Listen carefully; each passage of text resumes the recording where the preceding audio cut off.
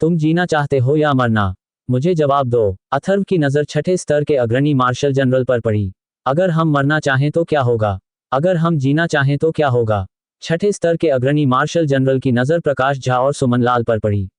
अपनी ताकत से वह इन दोनों व्यक्तियों के असाधारण स्वभाव को सूक्ष्मता से भांप सकता था। अंततः उसने अथर्व को उत्तर दिया, अगर तुम मरना चाहते हो तो मुझे तुम्हें मारने में कोई आपत्ति नहीं है। अगर तुम जीना चाहते हो तो कुछ शर्तें हैं, अथर्व ने धीरे से कहा। इस समय भाड़े के सैनिकों के समूह के सभी नेताओं की नज़र अथर्व पर टिकी हुई थी। उनमें से 5वें स्तर का मार्शल जनरल, गहरे लाल रंग का चुस्त सूट पहने हुए, जो खून से सना हुआ था, चाहे वह उसका अपना हो या उसके प्रतिद्वंद्वी का, अथर्व को संदेह से देखते हुए पूछा, क्या शर्तें हैं? अगर तुम मेरे लोग नहीं हो तो मुझे कुछ और लोगों को मारने में कोई आपत्ति नहीं होगी। इसलिए अगर तुम मेरे उड़ती आत्मा गेट में शामिल हो जाओ तो मैं तुम्हारी जान बख्श सकता हूँ। साथ ही मैं तुम्हारे लिए भूत मार्शल संप्रदाय के लोगों से भी निपट लूंगा। अथर्व थोड़ा मुस्कुराया, उसके चेहरे पर अभी भी वही उदासीनता थी। अथर्व के शब्दों को सुनकर भाड़े के समूह के सदस्यों ने तुरंत एक दूसरे को आश्चर्यचकित दृष्टि से देखा। उड़ती आत्मा गेट काफी बोल्ड है। अपनी हैसियत मत भूलना। भूत मार्शल संप्रदाय के 7वें स्तर के मार्शल जनरल, जो अब खुद को रोक नहीं पाए, ने अथर्व को ठंडी नजरों से घूरते हुए कहा। अथर्व ने तुरंत भूत मार्शल संप्रदाय के 7वें स्तर के मार्शल जनरल की ओर एक ठंडी नजर डाली। ठंडे इरादे की एक लहर उठी। फिर उसने भाड़े के सैनिकों के समूह के नेता की ओर देखा और पूछा, मैं तुमसे एक बार फिर पूछूंगा, क्या तुम मेरे उड़ती आत्मा गेट में शामिल होगे या मर जाओगे? भाड़े के सैनिकों के समूह के नेताओं ने एक दूसरे को देखा। फिर छठे स्तर के प्रमुख मार्शल जनरल ने कहा, हमें नहीं पता कि अगर हम उड़ती आत्मा गेट में शामिल हो गए तो हमारे साथ कैसा व्यवहार होगा। अगर आप हमारे लिए मुश्किलें खड़ी करने की योजना बना रहे हैं तो हम मरते दम तक लड़ना पसंद करेंगे। तुम्हारे अंदर अभी भी थोड़ी हिम्मत है, अथर्व ने भाड़े के सैनिकों के समूह के नेता की ओर देखते हुए कहा। अगर तुम मेरे उड़ती आत्मा गेट में शामिल हो जाओ तो हम तुम्हारे लिए मुश्किलें बिल्कुल नहीं बढ़ाएंगे और मैं गारंटी देता हूं कि तुम्हें इसका पछतावा नहीं होगा। ऐसी स्थिति में अगर आप भूत मार्शल संप्रदाय के लोगों से निपटने में हमारी मदद कर सकें तो हमारे लिए उड़ती आत्मा गेट में शामिल होना असंभव नहीं है। भाड़े के सैनिकों के समूह का नेतृत्व कर रहे मार्शल जनरलों के बीच सहमति बन गई थी। अंततः छठे स्तर के मार्शल जनरल ने दांत पीसते हुए कहा, अच्छा, मुझे विश्वास है कि तुम्हें इसका पछतावा नहीं होगा। अथर्व हल्के से मुस्कुराए। इस भाड़े के सैनिकों को वश में करने से उड़ती आत्मा गेट की ताकत और बढ़ जाएगी। प्रकाश झा और सुमन लाल ने एक दूसरे की ओर देखा। अपने संप्रदाय गुरु को इस भाड़े के सैनिकों को इतनी आसानी से परास्त करते देख वे दोनों कुछ हैरान हुए। उन्होंने मन ही मन सोचा, ये युवा संप्रदाय गुरु स्थिति का फायदा उठाने में वाकई माहिर है। हे शाबाश उड़ती आत्मा गेट, क्या तुम मिट जाना चाहते हो? तुम भूत मार्शल संप्रदाय की एक बाहरी शक्ति मात्र हो, फिर भी तुम में काफी हिम्मत है। भूत मार्शल संप्रदाय में 7वें स्तर का मार्शल जनरल, ये देखकर कि अथर्व ने उसे 2 बार नजरअंदाज किया था, पूरी तरह से क्रोधित हो गया। हमें मिटा दोगे? सिर्फ अपने भूत मार्शल संप्रदाय को? मुझे तुम्हारे भूत मार्शल संप्रदाय के मिस्ट कैपिटल पर्वत श्रृंखला में प्रवेश करने के उद्देश्य के बारे में ज्यादा कुछ कहने की जरूरत नहीं है ना? क्या तुम्हें लगता है कि मेरा उड़ती आत्मा गेट मौजूद नहीं है? तभी अथर्व की नजर भूत मार्शल संप्रदाय के लोगों पर पड़ी। उसकी आंखों में ठंडे इरादे की लहर दौड़ने लगी। अथर्व के शब्दों से धीरे धीरे उभरती ठंडी मंशा को महसूस करते हुए भूत मार्शल संप्रदाय के 7वें स्तर के मार्शल जनरल की त्वचा में खिंचाव आ गया और उसका चेहरा तमतमा गया। उसने कहा, मेरे भूत मार्शल संप्रदाय का मिस्ट कैपिटल पर्वत श्रृंखला में प्रवेश करने का तुम्हारे उड़ती आत्मा द्वार से क्या लेना देना है? मत भूलना, मेरा भूत मार्शल संप्रदाय मिस्ट कैपिटल पर्वत श्रृंखला का स्वामी है। क्या तुम्हारा उड़ती आत्मा द्वार अपनी जगह भूल गया है? क्या तुम अब विद्रोह करने की कोशिश कर रहे हो? अब से मिस्ट कैपिटल पर्वत श्रृंखला उड़ती आत्मा गेट की है और इसका तुम्हारे भूत मार्शल संप्रदाय से कोई लेना देना नहीं है, अथर्व ने धीरे से कहा। चूंकि तुम आ ही गए हो तो यहीं रहो। मिस्ट कैपिटल पर्वत श्रृंखला छोड़ने की कोई जरूरत नहीं है। सिर्फ तुम, बदमाश, मुझे डर है कि तुम्हारी ताकत काफी नहीं है, 7वें स्तर के मार्शल जनरल ने ठंडे स्वर में कहा। 3 साल पहले संप्रदाय सभा में भूत मार्शल संप्रदाय के सभी लोगों को अथर्व के बारे में कुछ समझ थी और वह भी कोई अपवाद नहीं था। 3 साल पहले वह अभी भी मार्शल मास्टर स्तर पर था, इसलिए स्वाभाविक रूप से अब वह उसे अपनी नजरों में नहीं रखता था। इस समय भाड़े के सैनिकों के समूह के सदस्य आपस में कसकर इकट्ठे हो गए थे।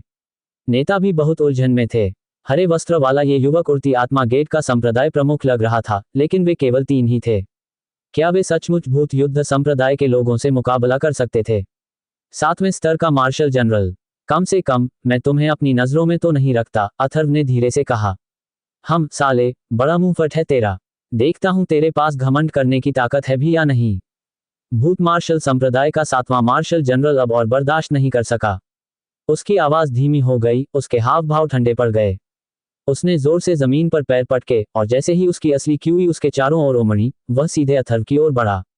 तुम्हारी हिम्मत कैसे हुई? सुमन लाल ने ठंडे स्वर में कहा, उसका चेहरा तमतमा रहा था। उन्होंने रास्ते में कोई कार्रवाई नहीं की थी और बस आगे बढ़ने ही वाले थे कि अथर्व की आवाज उनके कानों में पड़ी, मैं इस व्यक्ति को संभाल लूंगा। जैसे ही उसकी आवाज गिरी, अथर्व का आकार तुरंत अपने मूल स्थान से गायब हो गया, एक भूत की तरह गायब हो गया। प्रकाश झा और सुमन लाल के हाव भाव थोड़े बदल गए। उन्होंने भी कोई हरकत नहीं की, उनकी निगाहें तुरंत सामने की ओर टिक गईं। फुश। भूत मार्शल संप्रदाय का 7वां स्तर का मार्शल जनरल अथर्व की ओर सीधे बढ़ रहा था। अचानक अथर्व को अपनी जगह से गायब होते देख उसकी आंखें नाटकीय रूप से बदल गईं। उसकी असली क्यूई तेजी से सिकुड़ गई और उसका शरीर स्थिर हो गया। आज मैं तुम्हें बताऊंगा कि मेरे उड़ती आत्मा गेट में योग्यताएं हैं या नहीं। जिस क्षण भूत मार्शल संप्रदाय के 7वें स्तर के मार्शल जनरल ने विराम लिया, अथर्व की आकृति तुरंत उसके ठीक सामने 20 मीटर से भी कम दूरी पर प्रकट हुई। हे, अभी भी कच्चे कान, कैसी अहंकारी बातें हैं। भूत मार्शल संप्रदाय के 7वें स्तर के मार्शल जनरल ने अपनी आंखों में भयावह भाव लिए ठंडी आवाज में उपहास करते हुए कहा। अथर्व ने उस व्यक्ति के व्यंग्य पर जरा भी ध्यान नहीं दिया। उसने उस व्यक्ति की तरफ हल्के से देखा और कहा, तुम अपनी चाल चल सकते हो। अगर मैं अपनी चाल चलूंगा तो तुम्हें वार करने का भी मौका नहीं मिलेगा। कितना घमंडी। प्रकाश झा और सुमन लाल की आंखें चमक उठीं। उनके संप्रदाय गुरु केवल 4थे स्तर के मार्शल जनरल की साधना पर थे, जबकि प्रतिद्वंद्वी 7वें स्तर का मार्शल जनरल था। ये घमंड निश्चित रूप से छोटा नहीं था। इस समय भूत मार्शल संप्रदाय के 8वें स्तर के मार्शल जनरल के साथ एक 5वें स्तर का मार्शल जनरल भी मौजूद था। भूत मार्शल संप्रदाय के इन दोनों विशेषज्ञों के हाव भाव भी थोड़े बदल गए, लेकिन उन्होंने 7वें स्तर के मार्शल जनरल के बड़े भाई को अथर्व से निपटने से नहीं रोका। वे उड़ती आत्मा गेट के इन 3 लोगों की ताकत भी परखना चाहते थे। अपनी ताकत के साथ इस समय उन्हें असल में अथर्व के पीछे खड़े 2 लोगों की चिंता थी। जिस आभा को उन्होंने महसूस किया, उससे इन दोनों व्यक्तियों ने उन्हें असहज महसूस कराया। बच्चा, तुम बहुत घमंडी और अज्ञानी हो। आज मैं तुम्हें बता दूंगा कि तुम्हारा स्पिरिट गेट मेरे भूत मार्शल संप्रदाय से मुकाबला नहीं कर सकता और तुम मुझसे मुकाबला नहीं कर सकते। अथर्व की बातें सुनकर भूत मार्शल संप्रदाय के 7वें स्तर के मार्शल जनरल की आंखें और भी ठंडी हो गईं। हालांकि वह अथर्व की ताकत को नहीं पहचान पाया था। अथर्व 3 साल पहले ही मार्शल मास्टर स्तर पर था। 3 सालों में मार्शल सोल स्तर, ज्यादा से ज्यादा 5वें स्तर के मार्शल सोल तक पहुंचना बेहद उल्लेखनीय होगा। ये नासमझ बच्चा उसका प्रतिद्वंद्वी नहीं हो सकता था। जैसे ही उसकी आवाज गिरी, भूत मार्शल संप्रदाय के 7वें स्तर के मार्शल जनरल की असली ची उमड़ पड़ी। उसके सामने हवा का प्रवाह फैल गया और उसके हाथ की मुहरें तेजी से बदल गईं।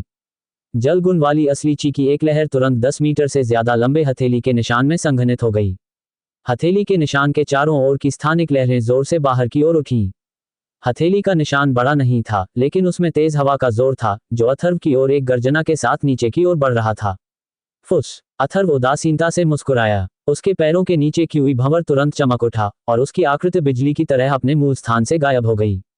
हथेली का निशान उड़ते हुए लगभग उसकी छाती को छू गया। फुफ फुफ। भूत मार्शल संप्रदाय के 7वें स्तर के मार्शल जनरल के हाथ की मुहरें तेजी से बदल गईं। हथेली का निशान तुरंत पीछे हट गया और स्थानिक तरंगें तेजी से अंदर की ओर एकत्रित हो गईं।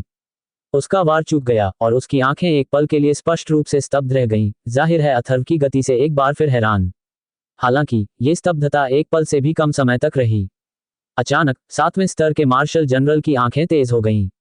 जैसे ही उसके हाथ की मुहरें एक साथ बदली, उसने एक हाथ की मुहर बाहर निकाली। एक क्षण में उसके शरीर से सच्ची क्यूई का एक प्रचंड प्रवाह फूट पड़ा। जैसे ही हिंसक शक्ति का दमन हुआ, आकाश और पृथ्वी में जल गुण ऊर्जा की एक लहर भी उमड़ पड़ी। सघन जल गुण एक बहती धारा की तरह एकाग्र हो गया। पल भर में ये सब उसके सामने एक भयानक घूमते हुए पानी के भंवर में बदल गया। आसपास का पूरा वातावरण कांप उठा। जाहिर था कि 7वें स्तर के मार्शल जनरल का पिछला वार चूक जाने के बाद उसकी प्रतिष्ठा गिर गई थी। इस हमले का उद्देश्य अथर्व को पूरी ताकत से मारना था।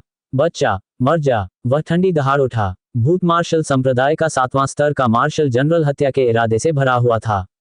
विशाल जल भंवर तेज गति से घूम रहा था, बहरा कर देने वाली गरजती हवा के बीच बिजली की तरह फैल रहा था। भीतर से एक भयानक आभा और तीव्र दबाव निकल रहा था। इस समय आसपास का स्थानिक वायु प्रवाह पूरी तरह से विकृत हो गया था। एक बवंडर की तरह बाहर की ओर बह रहा था और फिर अथर्व को भयंकर रूप से घेर लिया। ये हमला कुछ हद तक अथर्व के उग्र समुद्री दहाड़ जैसा था, लेकिन इस मार्शल कौशल का स्तर स्पष्ट रूप से उग्र समुद्री दहाड़ से कहीं अधिक शक्तिशाली था, जो मध्य स्तरीय पीली श्रेणी के मार्शल कौशल स्तर तक पहुंचता हुआ प्रतीत होता था। भूत युद्ध संप्रदाय जैसे दूसरे दर्जे के संप्रदाय के लिए संप्रदाय के वरिष्ठों की तुलना प्रमुख संप्रदायों के प्रत्यक्ष अनुयायियों से नहीं की जा सकती थी। सभी के पास उच्च स्तरीय पीत पद मार्शल कौशल नहीं थे। सामान्यतः मध्यम स्तरीय पीत पद मार्शल कौशल होना पहले से ही काफी अच्छा था। उच्च स्तरीय पीत पद मार्शल कौशल केवल दूसरे दर्जे की सेनाओं के कुछ सबसे शक्तिशाली वरिष्ठों द्वारा ही विकसित किए जाते थे। इस क्षण इस विशाल शक्ति ने अथर्व को तुरंत अपने घेरे में ले लिया। गरजती हवा अंतरिक्ष में गूंज उठी और भयानक शक्ति तुरंत तूफान की तरह फैल गई। पल भर में इस प्रचंड शक्ति का दायरा कई सौ मीटर तक पहुंच गया। इस शक्तिशाली शक्ति ने प्रकाश झा और सुमन लाल की आंखें अनायास ही झपकने लगीं। फुस फुस। छोटा ड्रैगन बहुत पहले ही ब्लड जेड डेमन टाइगर की पीठ पर चढ़ चुका था, बिना किसी चिंता के अपने बॉस को देख रहा था। उसकी छोटी आंखों में मुस्कान आ गई। जैसे ही पानी का दबाव नीचे की ओर बढ़ा, भाड़े के सैनिक अथर्व के लिए ठंडी हवा में हौंफने लगे। क्या ये युवक 7वें दर्जे के मार्शल जनरल से मुकाबला कर सकता है? फुफ। अथर्व भी इस क्षण हिल गया। पहले ही पल में उसके शरीर से एक हल्की पीली रोशनी फैल गई और फिर कई लोगों को आश्चर्य हुआ कि उसका पूरा शरीर पहले से ही एक मोटे कवच से ढका हुआ था। शून्य आत्मा भ्रमात्मक मोहर। उसी क्षण अथर्व की आंखों से एक ठंडी चमक निकली और उसके हृदय में एक धीमी चीख गूंजी। इसके बाद उसकी आंखों से अचानक एक अजीब सी रोशनी फैल गई और एक अदृश्य अनोखी शक्ति ने आसपास के स्थान को घेर लिया। यह विचित्र शक्ति हवा में फैलती हुई प्रतीत हुई, जो उसे घेरे हुए हिंसक घूमते पानी को भेदती हुई, तथा तुरंत ही भूत मार्शल संप्रदाय के 7वें स्तर के मार्शल जनरल के चारों ओर के स्थान को घेर लिया। अगले ही पल 7वें दर्जे के मार्शल जनरल की आंखें फौरन कांप उठीं। एक अजीब सी शक्ति बिना किसी प्रतिरोध के उसके दिमाग में घुस गई, जिससे उसकी निगाहें धुंधली पड़ गईं।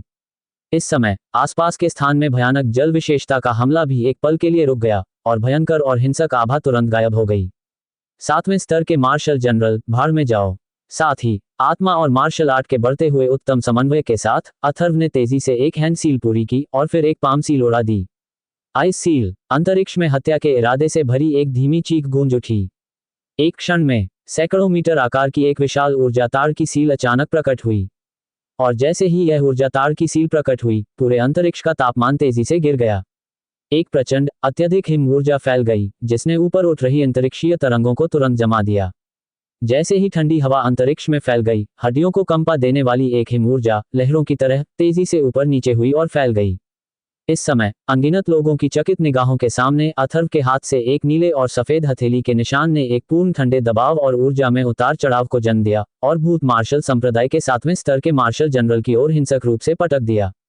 यह एक निम्न श्रेणी का गहन मार्शल कौशल है। संप्रदाय गुरु एक त्रिगुणी मार्शल कलाकार हैं। इस क्षण प्रकाश झा और सुमन लाल के हाव भाव भी नाटकीय रूप से बदल गए। पिछले 2 दिनों में वे संप्रदाय गुरु द्वारा प्रदर्शित वायु और पृथ्वी के गुणों से पहले ही आश्चर्यचकित हो चुके थे, लेकिन अब इस जल गुण को फिर से देखकर वे और शांत नहीं रह सके। Crack crack. जैसे ही आइस पाम सील को बाहर धकेला गया, ध्वनि विस्फोट की कोई आवाज नहीं हुई। इसके बजाय जहां भी हथेली का निशान गुजरा, वह जगह एक अजीब सी स्थिति में तुरंत जम गई। इस क्षण भूत मार्शल संप्रदाय के 7वें स्तर के मार्शल जनरल द्वारा संघनित किया गया घूमता हुआ हमला भी अत्यंत तीव्र गति से ठोस बर्फ में जम गया। पूरा स्थान जम गया और ठंडी हवा फैल गई। 1000 मीटर दूर नदी घाटी के किनारे इस ठंडी हवा की संतृप्ति में वह भी मोटी बर्फ में जम गई और पानी का बहना बंद हो गया। ठोस पदार्थ जैसी नीली ऊर्जा प्रकाश की लहरें बेतहाशा उछलीं और ऐसे भयानक ऊर्जा उतार चढ़ाव से अंतरिक्ष स्वयं विकृत हो गया। हड्डियां कंपा देने वाली ठंड फैल गई और नदी घाटी में हर कोई कांप उठा।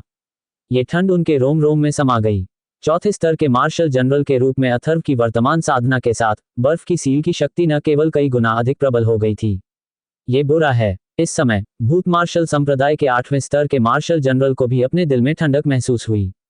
लेकिन इस समय तक 7वें स्तर के मार्शल जनरल अभी तक संभले नहीं थे और पूरा स्थान पूरी तरह से जम चुका था। 7वें स्तर के मार्शल जनरल के शरीर के चारों ओर का जल स्तर भी मोटी बर्फ में जम चुका था, जो सीधे उन्हें घेरे हुए था। भाड़ में जाओ, फट जाओ। अथर्व ने दूर से अपनी 5 उंगलियां भींच लीं और हाथ की मुहर बना ली। बूम। तुरंत ही अंतरिक्ष में विस्फोट हो गया और तेज गर्जनाएं होने लगीं। अंतरिक्षीय वायु प्रवाह सीधे फट गया और बर्फ के मोटे टुकड़े फटकर उड़ गए। ठंडी हवा अंतरिक्ष में भर गई, मानो पूरा अंतरिक्ष बर्फ की एक मोटी परत से ढका हो।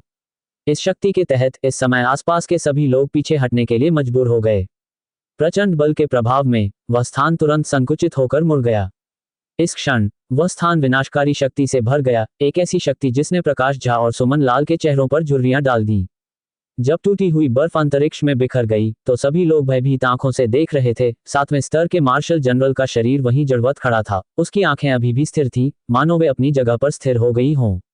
क्रैक क्रैक, सभी की भयभीत और अविश्वसनीय निगाहों के सामने 7वें दर्जे के मार्शल जनरल का शरीर टूटे हुए कांच की तरह टूट गया और फिर टुकड़ों में बिखर गया। कटे हुए अंगों पर खून भी जम गया था। एक ही चाल में, सिर्फ एक ही चाल में, उसने एक 7वें स्तर के मार्शल जनरल को मार गिराया, एक 7वें स्तर के मार्शल जनरल को, जो अभी अभी अहंकारी था। एक ही चाल में उसने अपनी जान गंवा दी। इस भयावह दृश्य ने ज्यादातर लोगों की रूह कांप दी। 7वें दर्जे के मार्शल जनरल को एक ही वार में मार गिराने के लिए कितना बल चाहिए? इस समय सैकड़ों भाड़े के सैनिक अचंभित रह गए। कौन सोच सकता था कि इस युवक की ताकत इतनी भयानक होगी? स्काईविंग स्नो लान की पीठ पर 4 स्पिरिट मास्टर्स और एक स्पिरिट सोल भी ठंडी हवा में हॉन्फ रहे थे। फ्लाइंग स्पिरिट सेक्ट के सेक्ट मास्टर के पास न केवल भयानक राक्षसी जानवरों का एक समूह था, बल्कि ऐसी भयानक ताकत भी थी। प्रकाश झा और सुमन लाल ने फिर से एक दूसरे को देखा। इस समय वे इस संप्रदाय के गुरु को कम आंकने की हिम्मत नहीं कर पा रहे थे। इतनी कम उम्र में इतनी ताकत के साथ और 3 गुणों वाले मार्शल आर्टिस्ट होने के नाते यह कोई आश्चर्य की बात नहीं थी कि भूतपरी और आत्मा भक्षण करने वाला जहर कमांडर उड़ती आत्मा संप्रदाय में शामिल हो गया। ये संप्रदाय का गुरु निश्चित रूप से ऐसा व्यक्ति नहीं था जिसकी तुलना आम युवाओं से की जा सके। अथर्व, तुम बहुत साहसी हो। मेरे भूत मार्शल संप्रदाय के एक बुजुर्ग को मारकर मेरा भूत मार्शल संप्रदाय तुम्हारे उड़ते हुए आत्मा संप्रदाय को नहीं छोड़ेगा। भूत मार्शल संप्रदाय के 8वें स्तर के मार्शल जनरल को पहले से ही डर लगने लगा था, उसकी आंखों में घबराहट साफ झलक रही थी। अथर्व की ताकत उसकी कल्पना से भी परे थी। हॉल मास्टर प्रकाश, यह 8वें स्तर का मार्शल जनरल आपका है। अथर्व की आवाज प्रकाश झा के कानों में पड़ी। हाँ, संप्रदाय गुरु। जैसे ही प्रकाश झा की आवाज धीमी हुई, उनके आसपास का स्थान मानो मुड़ गया और उनका आकार तुरंत अपनी मूल जगह से गायब हो गया। अगले ही पल वे भूत मार्शल संप्रदाय के 8वें स्तर के मार्शल जनरल के सामने बिजली की तरह प्रकट हुए। एक ऐसी आभा जो केवल एक मार्शल कमांडर के पास ही होती है, हवा में भर गई। यह एक मार्शल कमांडर है। 8वें स्तर के मार्शल जनरल का चेहरा अचानक बदल गया। उसे पहले ही आभास हो गया था कि यह व्यक्ति असाधारण है, लेकिन उसने यह उम्मीद नहीं की थी कि वह सचमुच एक मार्शल कमांडर होगा। उसके दिल में तुरंत एक सिहरन दौड़ गई। बिना किसी हिचकिचाहट के 8वें स्तर के मार्शल जनरल ने तुरंत एक सुरक्षात्मक आभा स्थापित की और फिर गायब हो गया, ये जानते हुए कि वह एक मार्शल कमांडर के सामने कुछ भी नहीं है। भाड़ में जाओ। प्रकाश झा ने जरा भी संकोच नहीं किया। जैसे ही 8वें स्तर के मार्शल जनरल का आकार आसमान में ऊपर उठा और उसका शरीर बस घूम ही रहा था, उसकी आंखें ठंडी हो गईं और उसके हाथ से बिजली की तरह हरी रोशनी की कई धाराएं फूट पड़ीं। हरे प्रकाश की कई धाराएं सीधे अंतरिक्ष को चीरती हुई, सीटी जैसी आवाज पैदा करती हुई, बिजली की तरह आकाश में फैल गईं। अंततः वे अत्यंत तीव्रता से अंतरिक्ष को भेदती हुईं। जैसे ही एक अजीबोगरीब शक्ति फैली, अनगिनत लोगों के दिलों में एक ठंडक छा गई। स्पष्ट रूप से हरे प्रकाश की कई धाराओं से पहले अंतरिक्ष पूरी तरह से विकृत हो गया था और फिर उन्होंने 8वें स्तर के मार्शल जनरल की सुरक्षात्मक आभा पर सटीक और भयंकर रूप से प्रहार किया। फुश फुश, हरे प्रकाश की कई धाराएं 8वें स्तर के मार्शल जनरल की सुरक्षात्मक आभा पर अजीब तरह से उतरी और फिर अगले ही पल सुरक्षात्मक आभा तुरंत टूट गई और बिखर गई। जब हरे प्रकाश की कई धाराएं सीधे 8वें स्तर के मार्शल जनरल के शरीर में घुसी तो एक शक्तिशाली शक्ति अचानक भड़क उठी। हुश हुश, धातु की तीखी झंझनाहट जैसी आवाजों के बीच 8वें दर्जे के मार्शल जनरल का शरीर अचानक जोर से पीछे की ओर हिला और उसके मुंह से खून की धार फूट पड़ी। जैसे ही उसका शरीर पीछे हटा, उसने जमीन पर खून की एक लंबी लकीर छोड़ दी। उसका शरीर लगातार कांप रहा था। खून की एक धार बह निकली, उसकी पुतलियां फैल गईं और अंततः वह खून के साथ जमीन पर गिर पड़ा। फुसफुस फुसफुस, बिजली की एक चमक के साथ हरी रोशनी की कई धाराएं प्रकाश झा के हाथ में लौट आई थीं। 8वें स्तर के मार्शल जनरल को मारने के बाद प्रकाश झा की आंखों में इस समय कोई उतार चढ़ाव नहीं दिखा, लेकिन उनके आसपास का आभामंडल लगातार ठंडा होता जा रहा था। यह एक मार्शल कमांडर है। भाड़े के सैनिकों के समूह के कई मार्शल जनरल अचंभित रह गए। बाकी लोग इस पल अपनी लार निगलने से खुद को नहीं रोक पाए और डर के मारे पास ही खड़े अथर्व और प्रकाश झा को देखने लगे। इन दोनों की ताकत बहुत भयानक थी। सब लोग भागो। भूत मार्शल संप्रदाय के बचे हुए लोगों ने एक दूसरे को देखा और फिर अचानक एक साथ भागने का फैसला किया। अथर्व और प्रकाश झा ने जो ताकत दिखाई थी, उसे देखते हुए उन्हें पता था कि उनका कोई मुकाबला नहीं है और वे खुद को मौत के मुंह में धकेल रहे हैं। संप्रदाय गुरु, बाकी सब मुझ पर छोड़ दीजिए। भूत मार्शल संप्रदाय के तेजी से भागते लोगों को उदासीनता से देखते हुए प्रकाश झा की आंखों में ठंडक फैल गई। उस 5वें स्तर के मार्शल जनरल को मेरे पास छोड़ दो, अथर्व ने धीरे से कहा। हुश हुश हुश। प्रकाश झा के हाथ में एक पल में एक हरी रोशनी फैल गई। ये हरी रोशनी प्रकट हुई, एक अदृश्य उतार चढ़ाव फैल गया जिसने भयानक गति से आसपास के स्थान को अपनी चपेट में ले लिया। हवा के थमने की आवाज फिर गूंजी और प्रकाश झा ने अपने हाथ से हरी रोशनी की एक और धारा निकाली। अजीबोगरीब हरी रोशनी 2 हिस्सों में 2-4 हिस्सों में बढ़ गई और पलक झपकते ही वह दर्जनों प्रकाश धाराओं में बदल गई। हवा के थमने की तेज आवाजें गूंज उठी और धीरे धीरे जगह मुड़ गई। फिर सबकी अचंभित निगाहों के सामने हरी रोशनी की दर्जनों धाराएं भूत मार्शल संप्रदाय के सभी शिष्यों के शरीरों पर ऐसे गिरी जैसे किसी निर्जन भूमि में बिजली कौंध रही हो। बैंग बैंग, धीमी ध्वनि की एक श्रृंखला गूंज उठी। भूत मार्शल संप्रदाय के दर्जनों शिष्यों के शरीर, सबसे कमजोर से लेकर सबसे मजबूत तक, जिनमें मार्शल सोल साधना वाले भी शामिल थे, अचानक अजीब तरह से फट गए। हरे प्रकाश का एक गोला आकाश में उछला और अंततः हवा में ही विलीन हो गया। धीमी आवाज में हो रहे धमाकों की श्रृंखला ने वहां मौजूद सभी लोगों को बुरी तरह भयभीत और स्तब्ध कर दिया। एक ही बार में दर्जनों लोगों की हत्या ने उनकी रूह को अंदर तक झकझोर दिया। हत्या के इस अनोखे तरीके ने उनकी आंखें खोल दी और साथ ही प्रतिद्वंद्वी की ताकत देखकर वे पूरी तरह से दंग रह गए। पुरस्कारों के लिए भाइयों श्लाउजेन और JJ 1888 को धन्यवाद। बैंग बैंग बैंग, विस्फोटों की यह श्रृंखला गूंजती रही और पलक झपकते ही जैसे ही भूत मार्शल संप्रदाय का दूसरा अंतिम व्यक्ति विस्फोटित हुआ, उसके चारों ओर प्रकाश झा की हरी रोशनी धीरे धीरे विलुप्त हो गई और वह अजीब अदृश्य उतार चढ़ाव भी उसी समय शून्य में विलीन हो गया। इस समय भूत मार्शल संप्रदाय के भीतर केवल अंतिम 5वें स्तर का मार्शल जनरल बचा था और यह व्यक्ति अब डर से कांप रहा था। उसकी आंखें आतंक से भरी हुई थीं। संप्रदाय गुरु, एक बचा है, प्रकाश झा ने अथर्व के पास लौटते हुए कहा। उड़ते खंजर से जैसी उम्मीद थी, अथर्व ने धीरे से कहा। उड़ते खंजर प्रकाश झा के उड़ते खंजर चालाक और क्रूर थे। भूतपरी ने जिस व्यक्ति को चुना था वह वाकई असाधारण था। संप्रदाय गुरु बहुत दयालु हैं, प्रकाश झा ने धीरे से कहा, अपनी सामान्य उदास आभा को बनाए रखते हुए। तुम क्या करना चाहते हो? भूत मार्शल संप्रदाय तुम्हें जाने नहीं देगा। अगर तुम मुझे जाने दोगे तो मैं दिखावा करूंगा कि मुझे कुछ नहीं पता। भूत मार्शल संप्रदाय का आखिरी बचा मार्शल जनरल अथर्व को धीरे धीरे पास आते देख रहा था। उसका चेहरा लगातार घबराया हुआ होता जा रहा था। उसमें हमला करने की भी हिम्मत नहीं थी, शायद उसे पता था कि उसका हमला बेकार जाएगा। भूत मार्शल संप्रदाय, मुझे अब उनकी कोई परवाह नहीं है।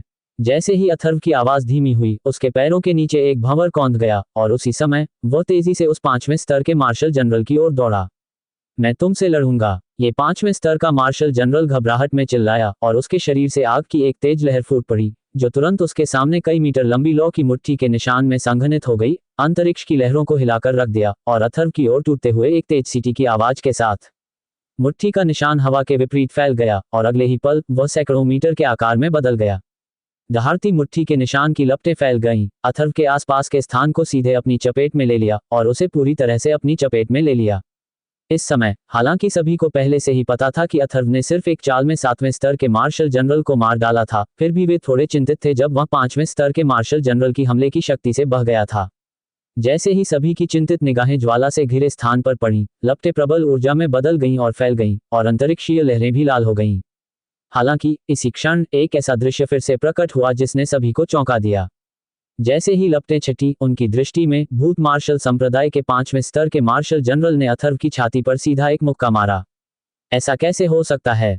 सब हैरान थे। अथर्व उस 5वें स्तर के मार्शल जनरल से कैसे टकरा सकता है? हालांकि भूत मार्शल संप्रदाय का 5वां स्तर का मार्शल जनरल तुरंत पीला पड़ गया। केवल वही स्पष्ट रूप से जान सकता था कि जब उसका मुक्का जमीन पर पड़ता था तो वह मानो लोहे पर पड़ता था और उसके हाथ से सीधे एक तेज दर्द उठता था। अथर्व की आंखों से रोशनी निकली और पल भर में 5वें स्तर के मार्शल जनरल पर कई उंगलियों के निशान पड़ गए। अगले ही पल वह 5वें स्तर का मार्शल जनरल हिलने डुलने में असमर्थ हो गया। अपनी चौथे स्तर की मार्शल जनरल साधना शक्ति के साथ अथर्व अब नीला आत्मा कवच की मदद से इस 5वें स्तर के मार्शल जनरल के हमले का सामना कर सकता था। हालांकि उसका शरीर इस समय रक्त और क्यूई से मंथन कर रहा था, फिर भी वह निश्चित रूप से गंभीर खतरे में नहीं था। कितना मजबूत बचाव! प्रकाश झा, सुमन लाल और भाड़े के सैनिकों के समूह के 3 मार्शल जनरलों के चेहरे भी इस क्षण बदल गए। 5वें स्तर के मार्शल जनरल के हमले का सीधा सामना करने वाली ऐसी रक्षा सचमुच भयानक थी। लिटिल लॉन्ग, सभी स्टोरेज रिंग और स्पेशियल बैग इकट्ठा करो। जैसे ही उसकी आवाज गिरी, अथर्व उस 5वें स्तर के मार्शल जनरल के साथ मूल स्थान से गायब हो चुका था। भूत मार्शल संप्रदाय के लोगों को देखते ही देखते, बिना किसी बड़े युद्ध के, पल भर में ही वे सब मारे गए। सैकड़ों भाड़े के सैनिक अभी तक संभले नहीं थे। भूत मार्शल संप्रदाय के 3 मार्शल जनरल भी एक ही वार में ढेर हो गए। उड़ती आत्मा गेट के लोग बहुत ताकतवर थे। छोटे चंद्र दानव खरगोश, पाषाण वानर, रक्तजैद दानव बाघ और अन्य परम राक्षसी जानवर अब कुशलता से स्थानिक थैलियां इकट्ठा कर रहे थे।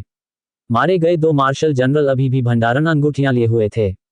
और जब अथर्व सबके सामने फिर से प्रकट हुआ तो उसके होठों पर पहले से ही मुस्कान आ चुकी थी और 5वें स्तर का मार्शल जनरल कहीं दिखाई नहीं दे रहा था। मास्टर, छोटे चंद्र दानव खरगोश के अगले पंजे अब 2 भंडारण छल्ले और एक स्थानिक बैग पकड़े हुए थे जिसे उसने सौंप दिया। भंडारण के छल्ले और स्थानिक थैले को एक तरफ रखते हुए अथर्व के मन ने उन्हें कुछ देर तक टटोला और उसके होठों पर फिर से मुस्कान आ गई। ऐसा लग रहा था कि भूत मार्शल संप्रदाय ने इस दौरान मिस्टी पर्वत श्रृंखला में काफी कुछ हासिल कर लिया था, यहां तक कि अथर्व की शुरुआती उम्मीदों से भी बढ़कर। ये रक्त भक्षण करने वाली, हड्डी गलाने वाली गोली है। 1 साल में बिना मारक के तुम सड़ गल कर मर जाओगे। तुम सब एक एक गोली लो। 1 साल में मैं तुम्हें मारक दबा दूंगा। अथर्व भाड़े के सैनिकों के समूह के 3 मार्शल जनरलों के पास गया और आत्मा का पीछा करने वाले जहर मार्शल सत्यजीत द्वारा परिष्कृत 3 रक्त भक्षण करने वाली, हड्डी गलाने वाली गोलियां निकाली। इन रक्तपित्तर अस्थि पिघलाने वाली गोलियों को देखकर प्रकाश झा और सुमन लाल के हाव भाव भी तुरंत बदल गए। वे उड़ती आत्मा गेट में इसलिए शामिल हुए थे क्योंकि उन्हें ये रक्तपित्तर अस्थि पिघलाने वाली गोलियां लेने के लिए मजबूर किया गया था। अब उन्हें देखकर उनके दिलों के उतार चढ़ाव भी कुछ हद तक बदल गए। क्या तुम इसे नहीं लेना चाहते? अगर तुम ईमानदारी से मेरे उड़ती आत्मा गेट में शामिल हो जाओ तो मैं स्वाभाविक रूप से तुम्हें 1 साल में मारक दे दूंगा, अथर्व ने धीरे से कहा। उसकी नजर उन तीनों पर पड़ रही थी। एक ठंड पहले से ही फैल रही थी। तीनों ने एक दूसरे को देखा और फिर कोई अन्य विकल्प न होने पर प्रत्येक ने अथर्व के हाथ से रक्त भक्षण करने वाली, हड्डी पिघलाने वाली गोली ली और उसे निगल लिया। अथर्व ने संतुष्टि से मुस्कुराते हुए तीनों से कहा, यह तुम्हारा बुद्धिमानी भरा फैसला है। मुझे विश्वास है कि तुम्हें इसका पछतावा नहीं होगा। बाहर जाने के बाद बस उड़ती आत्मा गेट के बुजुर्गों को ढूंढो। मिस्टी पर्वत श्रृंखला के राक्षसी जानवर अब तुम पर हमला नहीं करेंगे। जितनी जल्दी हो सके बाहर चले जाओ। हाँ, संप्रदाय गुरु, तीनों ने उत्तर दिया। गग्गा, आकाश में कई उड़ते हुए राक्षसी जानवर फिर से चीखे। गुरु, आगे फिर से एक बड़ा भाड़े का दल दिखाई दिया है जिसमें लगभग 500 लोग हैं, पत्थर के बंदर ने अथर्व से कहा। 2 हॉल मास्टर्स, चलो चलें, अथर्व ने धीरे से कहा, आकाश पंख वाले हिमसिंह पर छलांग लगाते हुए। जब आकाश पंखों वाला हिमसिंह आकाश में गायब हो गया तो बचे हुए लगभग 300 भाड़े के सैनिक कुछ असहाय हो गए। उन्होंने आकाश की ओर देखा और तभी 6ठे स्तर के अग्रणी मार्शल जनरल ने कहा, चलो सब चलें। उड़ती आत्मा गेट में शामिल होकर हमने कम से कम अपनी जान तो बचा ली। हमने मुनाफा कमाया। समय बीतता गया और रातों रात 2000 प्रशिक्षित मार्शल आर्ट कलाकार ग्रीन फ्लावर कस्बे में आ पहुंचे। उनकी आभा देखकर लगता था कि वे सभी काफी ताकतवर थे, लेकिन ये 2000 लोग उस समय एक विशाल इमारत बना रहे थे। यह इमारत हजारों मीटर के क्षेत्र में फैली हुई थी और जमीन से ऊंची उठ रही थी। ये 2000 लोग दिन रात काम कर रहे थे। इस समय पूरे ग्रीन फ्लावर कस्बे के किनारे पर लोगों का एक और समूह कई छोटी छोटी इमारतें बना रहा था। ग्रीन फ्लावर कस्बे के लोग स्वाभाविक रूप से उनसे बहुत परिचित थे। ये लोग उड़ती आत्मा गेट के अनुयायी थे। जल्दी करो सब लोग, इसे 7 दिनों के अंदर पूरा करना होगा। भीड़ के बीच से 2 आकृतियां गुजर रही थीं, एक थी ओबीज और दूसरी थी शिफ्टी आइज। वे कोई और नहीं बल्कि सनी और सारांश थे। भाई सारांश, क्या आपको लगता है कि 200 सराय बनाना काफी है? निर्माण कार्य की भागदौड़ के बीच सनी ने सारांश से पूछा। सारांश से यह जानने के बाद कि संप्रदाय गुरु बचपन से ही उनके साथ पले बड़े हैं, सनी ने अपना पता बदलकर सारांश रख लिया। सारांश ने कहा, इस नीलामी में जरूर बहुत से लोग आएंगे। 200 सराय निश्चित रूप से पर्याप्त नहीं हैं, लेकिन यह अच्छी बात है कि सराय कम हैं। तब कीमत ज्यादा होगी। हम तभी पैसा कमा सकते हैं जब मांग आपूर्ति से ज्यादा हो। सब लोग जल्दी करो, गति बढ़ाओ। सनी ने फिर से सभी से जोर से आग्रह किया। जैसे ही ग्रीन फ्लावर टाउन में नीलामी की खबर फैली, आसपास से ग्रीन फ्लावर टाउन में प्रवेश करने वाले लोगों की संख्या धीरे धीरे बढ़ने लगी और लोगों की एक सतत धारा पहले ही ग्रीन फ्लावर टाउन में आ गई थी। नीलामी की खबर फैलते ही आसपास की सभी ताकतें हैरान रह गईं। 5वीं श्रेणी की कठपुतलियां, उच्च स्तरीय 6ठी श्रेणी के अमृत और निम्न स्तरीय गहन स्तरीय मार्शल कौशल निश्चित रूप से खजाने थे। तुरंत आसपास की सेनाएं ग्रीन फ्लावर कस्बे की ओर दौड़ पड़ीं। ये खजाने वाकई नीलामी के लिए दुर्लभ थे। कमजोर ताकत वाली सेनाएं इसे हाथ से नहीं जाने देंगी और छोटी ताकतें जिन्हें पता था कि उनके पास इन्हें हासिल करने की ताकत नहीं है, वे भी इस उत्साह को देखने का मौका नहीं छोड़ेंगी।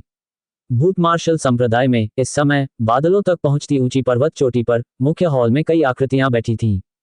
सबसे ऊपर 2 आकृतियां थीं, मनमोहन सिंह और राजेंद्र। संप्रदाय गुरु, मुझे नहीं पता कि ग्रीन फ्लावर टाउन में नीलामी असली है या नकली। अब हमें क्या करना चाहिए?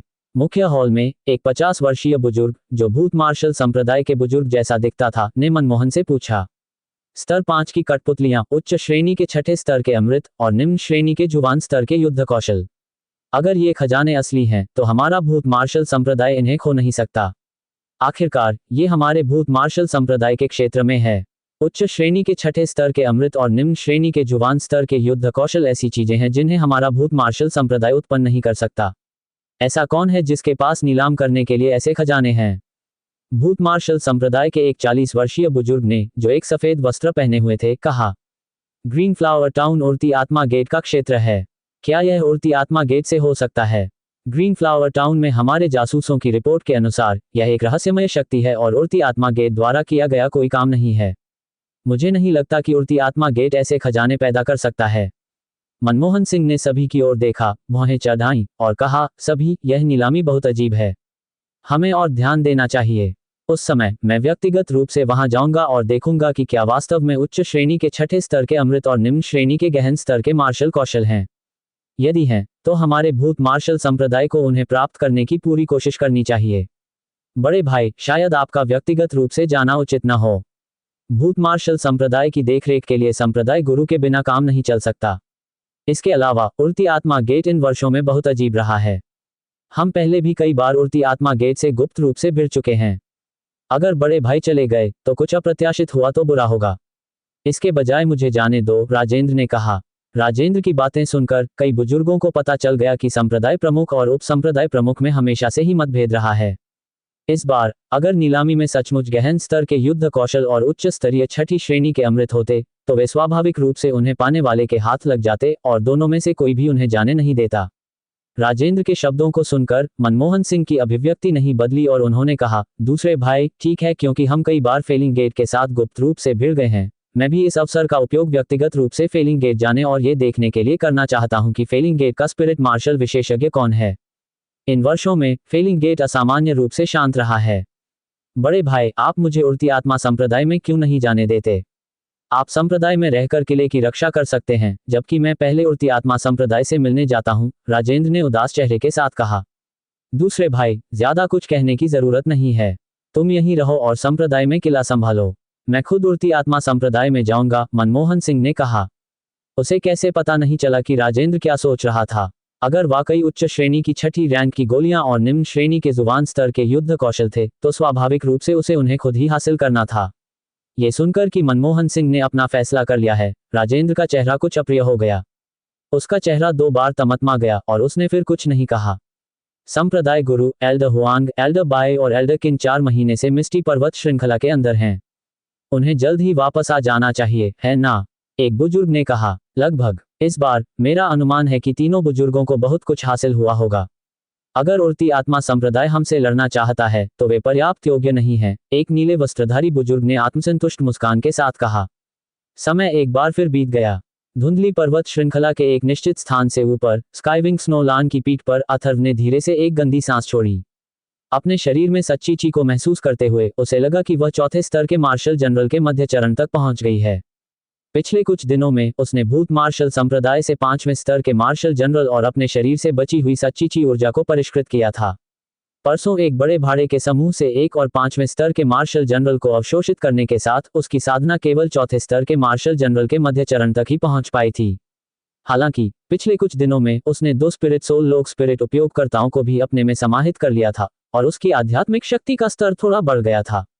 इसके अतिरिक्त उसने कई स्पिरिट मास्टर्स और 2 स्पिरिट सोल्स को फ्लाइंग स्पिरिट संप्रदाय में शामिल कर लिया था। गुरुजी, हम पहुंच गए हैं। भाड़े के सैनिकों का समूह वहां नीचे है। शायद वहां लगभग 300 लोग हैं, पत्थर के बंदर ने धीरे से कहा। 300 लोगों में एक मार्शल जनरल होना चाहिए, है ना? अथर्व ने धीरे से कहा। 300 लोगों का भाड़े का समूह एक मध्यम आकार का समूह माना जाता था। संभवतः एक प्रथम या द्वितीय स्तर का मार्शल जनरल होगा। उसके वर्तमान साधना स्तर पर 5वें स्तर के मार्शल जनरल से नीचे के मार्शल कलाकारों को अवशोषित करना बहुत प्रभावी नहीं था। संप्रदाय गुरु, इस भाड़े के सैनिकों के समूह को क्या हम उन्हें वश में करने या मार डालने की योजना बना रहे हैं? सुमन लाल ने अथर्व से पूछा। पिछले कुछ दिन साथ बिताने के बाद सुमन लाल अब इस संप्रदाय गुरु को कम आंकने की हिम्मत नहीं कर पा रहा था। अनजाने में ही उसके प्रति उसका सम्मान काफी बढ़ गया था। अथर्व ने पूछा, पिछले कुछ दिनों में हमने कितने भाड़े के समूहों को काबू किया है? संप्रदाय गुरु, पिछले 5 दिनों में 7 भाड़े के समूहों को वश में किया गया है, जिनकी कुल संख्या लगभग 1800 थी। हमने 11 भाड़े के समूहों को, बड़े और छोटे, मार गिराया है, जिनकी कुल संख्या 2000 से ज्यादा थी, सुमन लाल ने कहा। चलो नीचे चलते हैं। अगर हम उन्हें वश में कर पाए तो हम उन्हें अपने पास रखेंगे। अगर हम नहीं कर पाए तो हम उन्हें सीधे मार देंगे, अथर्व ने धीरे से कहा। अथर्व की बातें सुनकर स्काईविंग स्नोलान की पीठ पर बैठे कई स्पिरिट यूजर्स के दिल बैठ गए।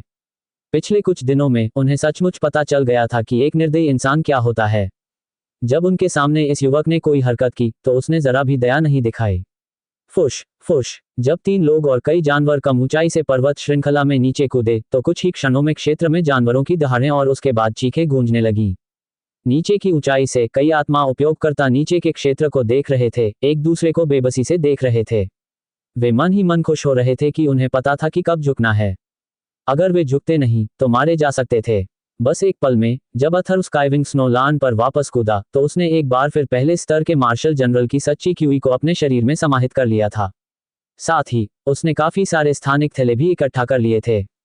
फसल अच्छी थी गुरुजी, आगे एक और बड़ा भाड़े का समूह है, संभवतः लगभग 500 लोग, पत्थर के बंदर ने कहा। चलो चलें, अथर्व ने धीरे से कहा, उसके होठों पर एक मुस्कान थी। 500 लोगों का भाड़े का समूह, अगर उन्हें वश में नहीं किया जा सका तो उसे संभवतः मार्शल जनरलों को भी निगलना पड़ेगा। 500 लोगों के भाड़े के समूह में 2 या 3 मार्शल जनरल हो सकते हैं। फुश फुश। स्काईविंग स्नोलान ने अपने पंख फड़फड़ाए और उसका विशाल शरीर तुरंत अपने मूल स्थान से गायब हो गया।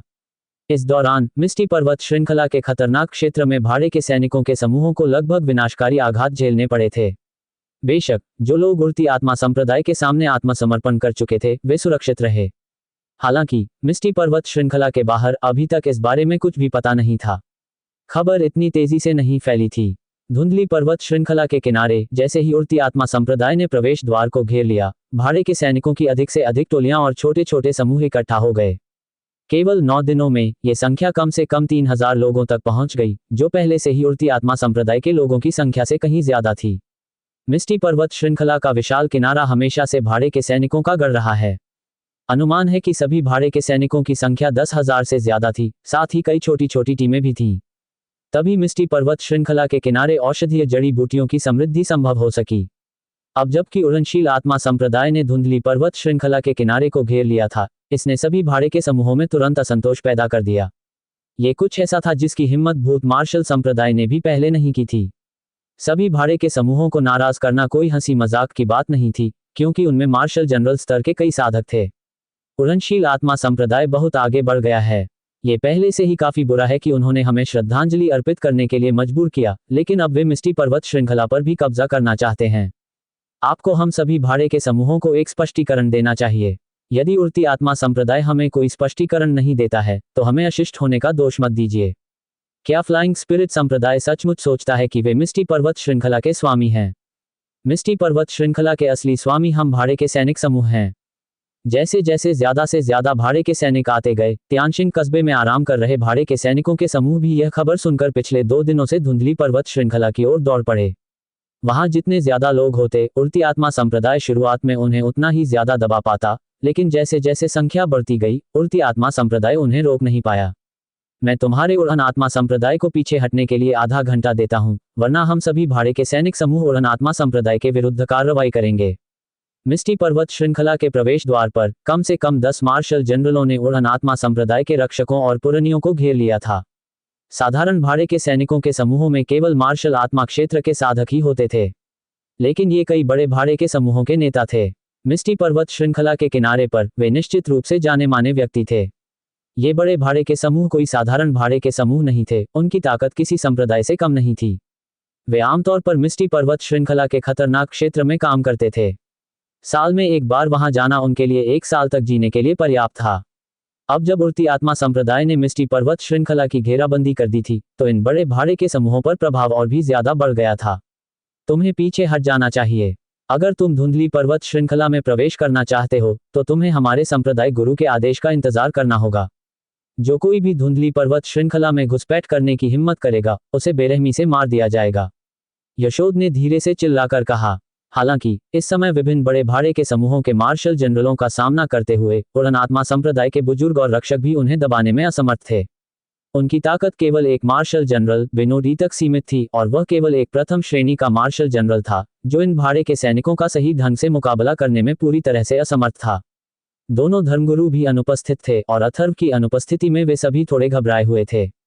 हम सिर्फ तुम्हारे भरोसे। मैं देखना चाहता हूं कि तुम्हारे उड़न आत्मा संप्रदाय में कितनी ताकत है कि वह धुंधली पर्वत श्रृंखला को घेर सके। 5वें स्तर के एक मार्शल जनरल ने ठंडे स्वर में कहा। उसकी नजर उड़न आत्मा संप्रदाय के लोगों पर टिकी थी। उनके जैसे बड़े भाड़े के समूहों के लिए वे कभी कभी उड़न आत्मा संप्रदाय की बिल्कुल भी परवाह नहीं करते थे, न ही उन्हें श्रद्धांजलि देते थे। स्वाभाविक रूप से वे उड़न आत्मा संप्रदाय का बहुत सम्मान नहीं करते थे। उड़ती आत्मा संप्रदाय के बुजुर्गों ने एक दूसरे को देखा। पवित्र स्थान के संरक्षक और संप्रदाय प्रमुख की अनुपस्थिति में उन्हें समझ नहीं आ रहा था कि स्थिति को कैसे संभालें। हालांकि उन्हें सामान्य भाड़े के सैनिकों को रोकने में कोई दिक्कत नहीं हुई, लेकिन ये कई बड़े भाड़े के सैनिक समूह थे, इसलिए स्वाभाविक रूप से वे उन्हें डरा नहीं सकते थे। एक मामूली मार्शल जनरल उपद्रव का नेतृत्व करने की हिम्मत कैसे कर सकता है? जाओ मर जाओ। उड़ती आत्मा संप्रदाय के बुजुर्ग जैसे ही असमंजस में पड़े, एक धीमी सी चीख सुनाई दी। अचानक एक आकृति आई जो अपने पीछे एक परछाई छोड़ गई। इस प्रतिबिंब की गति अविश्वसनीय रूप से तेज थी। जैसे ही सबने उस प्रतिबिंब को प्रकट होते देखा, अगले ही पल वह 5वें स्तर के मार्शल जनरल के सामने आ पहुंचा, एक झुलसा देने वाली आभा लिए हुए। सिजल। इसके बाद एक भीषण आभा फैल गई जिससे आसपास के 100 मीटर के दायरे में जगह पूरी तरह से घूम गई। अचानक उस जगह के भीतर से एक प्रचंड ज्वाला फूट पड़ी। अचानक स्थानिक विकृति के कारण ज्वाला शीघ्र ही ठोस ज्वाला स्थान में परिवर्तित हो गई। टकराना। पलक झपकते ही ये ज्वाला स्थान सीधे फट गया। एक विशाल विस्फोट की ध्वनि ने अंतरिक्ष में भयंकर उतार चढ़ाव पैदा कर दिए। जैसे ही ज्वाला फूटी, मानो उसके चारों ओर लहरें और दरारें फैल गईं। पूरा स्थान तुरंत ही भयानक गर्म ऊर्जा से भर गया, जिससे रीढ़ की हड्डी में सिहरन दौड़ गई। चीखें तुरंत फैल गईं। इस भयानक ज्वाला के विस्फोट से आसपास के सैकड़ों भाड़े के सैनिक प्रभावित हुए। लपटें फैल गईं, जलता हुआ स्थान चटकने लगा और उस भयानक उच्च तापमान में दर्जनों लोग सीधे जलकर राख हो गए। जो थोड़े ज्यादा ताकतवर थे, वे गंभीर रूप से घायल होकर पीछे हट गए। टकराना। जिस क्षण ज्वाला का विस्फोट हुआ, अचानक 2 मुट्ठियों के निशान प्रकट हुए। वे सीधे 5वें स्तर के मार्शल जनरल और उसके बगल में खड़े 4थे स्तर के मार्शल जनरल के शरीर पर गिरे। ज्वालामुखी जैसी विशाल प्रचंड ज्वाला उसी क्षण अत्यंत भयावह बल के साथ फूट पड़ी और बिजली की तरह इन दोनों मार्शल जनरलों के शरीर पर तुरंत और विनाशकारी रूप से बरस पड़ी। दोनों मार्शल जनरलों को प्रतिक्रिया करने का भी समय नहीं मिला। साधना स्तर के दबाव में उनके हृदय में एक ठंडक दौड़ गई। तुरंत उनके शरीर में एक जबरदस्त झुलसा देने वाली शक्ति प्रवाहित हुई। तभी उन्हें एहसास हुआ कि जो आया है वह एक मार्शल कमांडर विशेषज्ञ है। पफट। ताज़ा खून की एक घूंट बेतहाशा फूट पड़ी। दोनों मार्शल जनरलों के शरीर सीधे और जोरदार मुक्कों से जमीन पर धंस गए। उनके शरीरों ने नीचे जमीन में कई मीटर लंबी गहरी दरारें बना दी। जमीन तुरंत फट गई और पास की पर्वत श्रृंखला के कई ऊंचे पेड़ भी पूरी तरह से फट गए, जिससे लकड़ी के टुकड़े इधर उधर बिखर गए। जैसे ही शक्तिशाली ऊर्जा आसपास के वातावरण में फैल गई और एक नीले वस्त्रधारी आकृति प्रकट हुई, 4थे स्तर के मार्शल जनरल और 5वें स्तर के मार्शल जनरल पूरी तरह से बेजान हो चुके थे। उनके शरीर पूरी तरह से जमीन में धंसे हुए थे, पूरी तरह से काले पड़ गए थे और उनके अंदरूनी हिस्से उस झुलसती ऊर्जा से पूरी तरह नष्ट हो चुके थे। यह एक मार्शल कमांडर विशेषज्ञ है। आसपास के भाड़े के विशेषज्ञ जो पीछे हट गए थे, साथ ही यशोद, जीत कुमार, विनोद और फ्लाइंग स्पिरिट संप्रदाय के अन्य लोग, सभी के चेहरे पर गहरा सदमा था। सब सुन लो, जो भी दोबारा उपद्रव मचाने की हिम्मत करेगा, उसे बिना किसी अपवाद के मार दिया जाएगा। अगर तुम वुडू पर्वत श्रृंखला में प्रवेश करना चाहते हो तो उड़ती आत्मा मैन के आदेश का आज्ञाकारी होकर इंतजार करो। नीले वस्त्रधारी व्यक्ति की नजर आसपास के भाड़े के सैनिकों पर पड़ी। ये व्यक्ति राजन था, जो मार्शल हॉल का उप प्रमुख था, जिसे वुडू पर्वत श्रृंखला के किनारे गुप्त रूप से पहरा देने का आदेश दिया गया था। जैसे ही उसकी आवाज गिरी, राजन की असली ऊर्जा उसके चारों ओर चमक उठी और फिर उसके चारों ओर का स्थान विकृत हो गया, उसका आकार अचानक फिर से गायब हो गया। 2 मार्शल जनरलों को पल भर में मार गिराने के बाद 3000 से ज्यादा भाड़े के सैनिक अब चुप थे। कौन मुसीबत खड़ी करने की हिम्मत कर सकता था? अचानक प्रकट हुआ एक मार्शल कमांडर विशेषज्ञ जिसका वे मुकाबला नहीं कर सकते थे। उड़ती आत्मा मेन परिवार के भीतर यशोद, जीत कुमार और विनोद जैसे बुजुर्ग और रक्षक भी हैरान थे। ये कौन है? यह उड़ती आत्मा मेन परिवार की मदद क्यों करेगा? वे सब बहुत उलझन में थे। वुडू पर्वत श्रृंखला के किनारे एक पर्वत शिखर पर 1 दर्जन से अधिक आकृतियां दिखाई दी, जिनमें अथर्व, प्रकाश झा और अन्य शामिल थे। फुश। नीले वस्त्र पहने एक व्यक्ति तुरंत ही पर्वत की चोटी पर उतरा। उसके चारों ओर की आभा ने आसपास के स्थान को थोड़ा विकृत कर दिया। संप्रदाय गुरु, लोग मारे जा चुके हैं। मेरा अनुमान है कि अब कोई भी फिर से उपद्रव मचाने की हिम्मत नहीं करेगा। जो व्यक्ति आया था वह वास्तव में राजन था। अथर्व की नजर दूर वुडू पर्वत श्रृंखला के प्रवेश द्वार पर टिकी थी। ये सब उसके अनुमान के दायरे में था। अगर वुडू पर्वत श्रृंखला को रोकना आसान होता तो भूत मार्शल संप्रदाय शायद वुडू पर्वत श्रृंखला को पहले राक्षस द्वार को नहीं सौंपता, नहीं बाद में उड़ती आत्मा मेन को देता। वुडू पर्वत श्रृंखला को अवरुद्ध करने का मतलब था सभी भाड़े के सैनिकों से दुश्मनी मोल लेना। ये भाड़े के सैनिक कई दिनों तक चाकू की नोक से खून चाटते रहते थे। पूर्ण शक्ति के बिना उन्हें आसानी से कैसे उकसाया जा सकता था। डिप्टी हॉल मास्टर ली, मैं ये जगह आपके पास छोड़ जाऊंगा। अगर कोई गलती हुई तो मैं आपको जिम्मेदार ठहराऊंगा, अथर्व ने धीरे से कहा। फिर प्रकाश झा की ओर मुड़ा और कहा, हॉल मास्टर प्रकाश, मैं इन लोगों को आपको सौंप दूंगा। आप इन्हें स्पिरिट हॉल को दे सकते हैं। इस दौरान मेरा अनुमान है कि ग्रीन फ्लावर टाउन शांत नहीं रहेगा। आपके कानून प्रवर्तन हॉल को और ज्यादा मेहनत करनी होगी। समझ गया, प्रकाश झा ने उत्तर दिया। फुसफुसफुस। अथर्व के आकाश पंख वाले हिमसिंह पर छलांग लगाने और फिर से चले जाने के बाद पहाड़ की चोटी पर केवल 1 दर्जन या उससे ज्यादा आत्मा साधक बचे थे। उनमें से सबसे शक्तिशाली के पास 4 आत्माएं थीं, जिनमें से एक छठे स्तर की आत्मा थी। इसके अलावा प्रकाश झा, सुमन लाल और राजन भी थे। राजन की नजर लगभग 1 दर्जन आत्मा साधकों पर पड़ी। उनकी आंखों में थोड़ा बदलाव आया। उन्होंने पूछा, हॉल मास्टर प्रकाश, क्या आप पिछले कुछ दिनों में वुडू पर्वत श्रृंखला में गए थे? ठीक है। प्रकाश झा ने ज्यादा कुछ नहीं कहा, उसकी निगाहें अटल थीं। वह उन दर्जन भर आत्मा साधकों की ओर मुड़ा और बोला, मेरे साथ आओ। हालांकि अब तुम स्पिरिट मेन के शिष्य हो, लेकिन अगर तुम मेरे कानून प्रवर्तन हॉल के हाथों में पड़ गए तो तुम्हें फिर भी मुश्किल होगी। हमें धोखा देने के बारे में कभी मत सोचना, वरना तुम्हें पछताना पड़ेगा। हाँ, हॉल मास्टर प्रकाश, लगभग 1 दर्जन आत्मा साधकों ने उत्तर दिया। किसी को भी परिणामों पर संदेह नहीं था। आत्मा साधक होने के नाते हालांकि वे स्वयं को असाधारण मानते थे, लेकिन अपार शक्ति के सामने वे जानते थे कि वे अहंकारी नहीं हो सकते। बॉस, मैं आगे बढ़ने वाला हूँ। उड़ती आत्मा मेन पहुंचने के बाद मुझे कुछ दिनों के लिए एकांत में जाने की जरूरत है, छोटू ने अथर्व से खुशी से कहा। उसकी जीप स्काई विंग स्नोलान की पीठ पर फिट हो रही थी। आगे बढ़ने के बाद आपकी ताकत काफी बढ़ जाएगी, है ना? अथर्व ने पूछा। बेशक, छोटू ने गर्व से कहा। अथर्व हल्के से मुस्कुराया। हर बार जब छोटू आगे बढ़ता तो उसकी ताकत बढ़ जाती।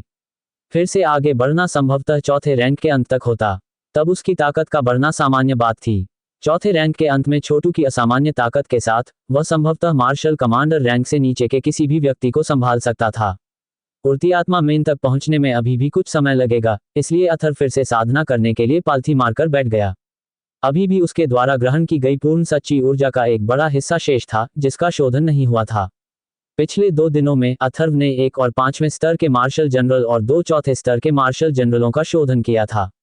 निरंतर शोधन के साथ उसका साधना स्तर पहले से ही चौथे स्तर के मार्शल जनरल के अंतिम चरण के करीब था।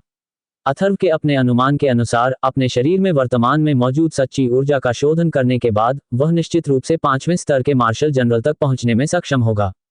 इन 9 दिनों में अथर्व अपनी प्रगति से बहुत संतुष्ट था।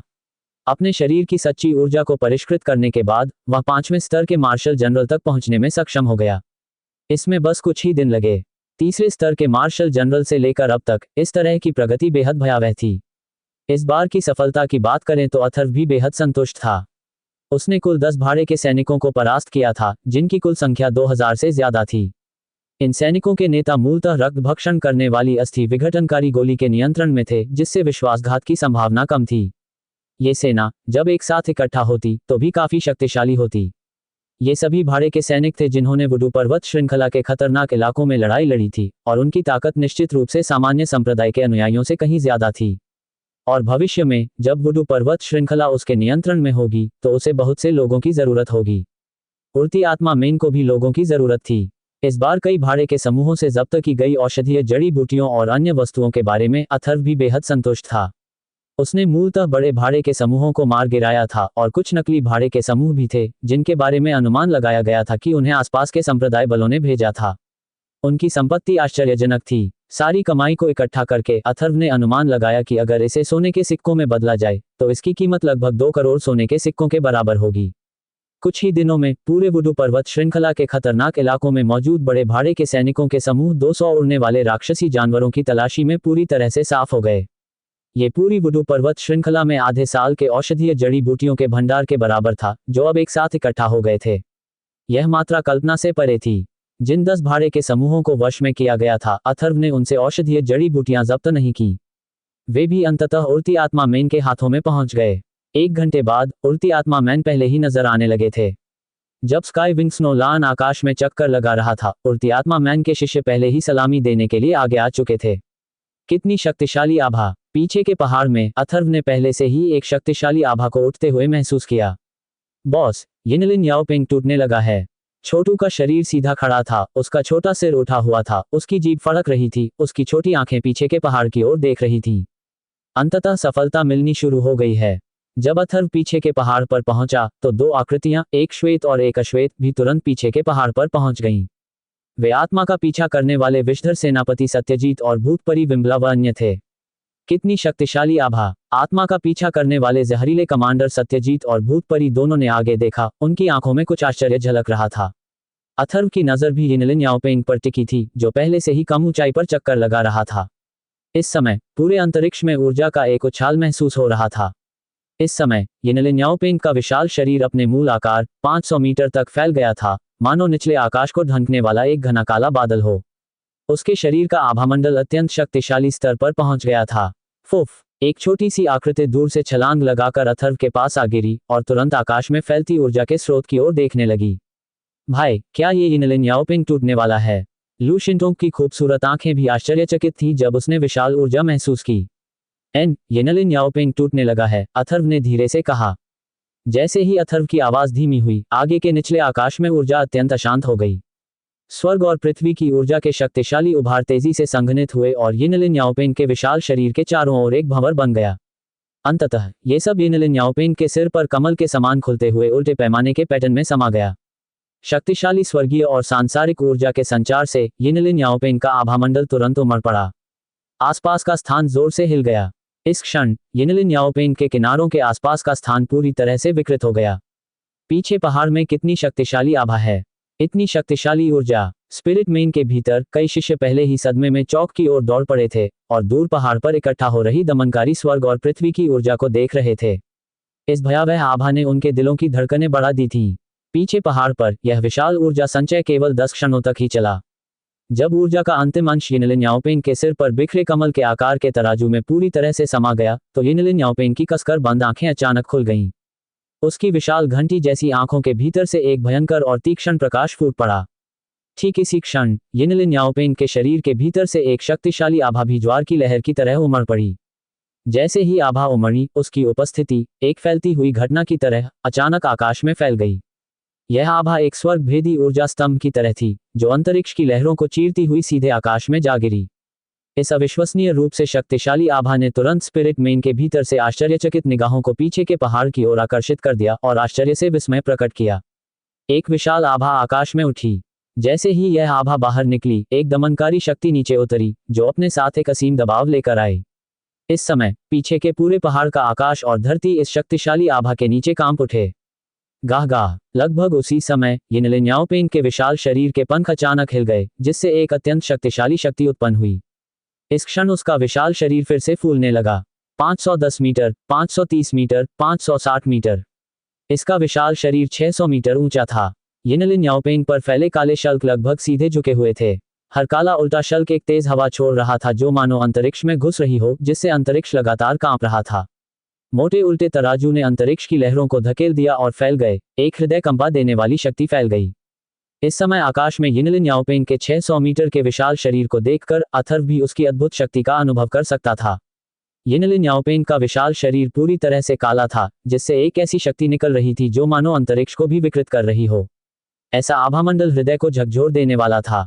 उल्टे तराजू से फैलती हुई, उसके शरीर के भीतर से निकलती हुई अंतहीन तेज हवाएं पूरे अंतरिक्ष को हिला रही थीं। यिनलिन याओपिंग दहाड़ा। ये दहाड़ती हुई चीख एक तेज आवाज थी जो सोने और जेड को भेद सकती थी, मानो वह अंतरिक्ष को भेद सकती हो।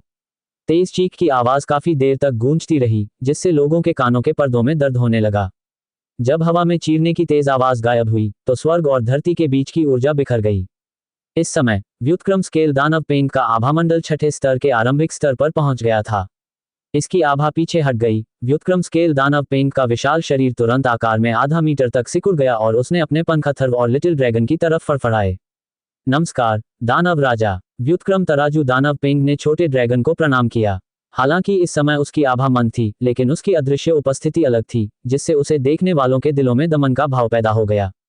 व्युत्क्रम स्केल दानव पेंग को देखते हुए आत्मा का पीछा करने वाले जहर कमांडर सत्यजीत और भूतपरी विमला के हाव भाव भी इस समय थोड़े बदल गए।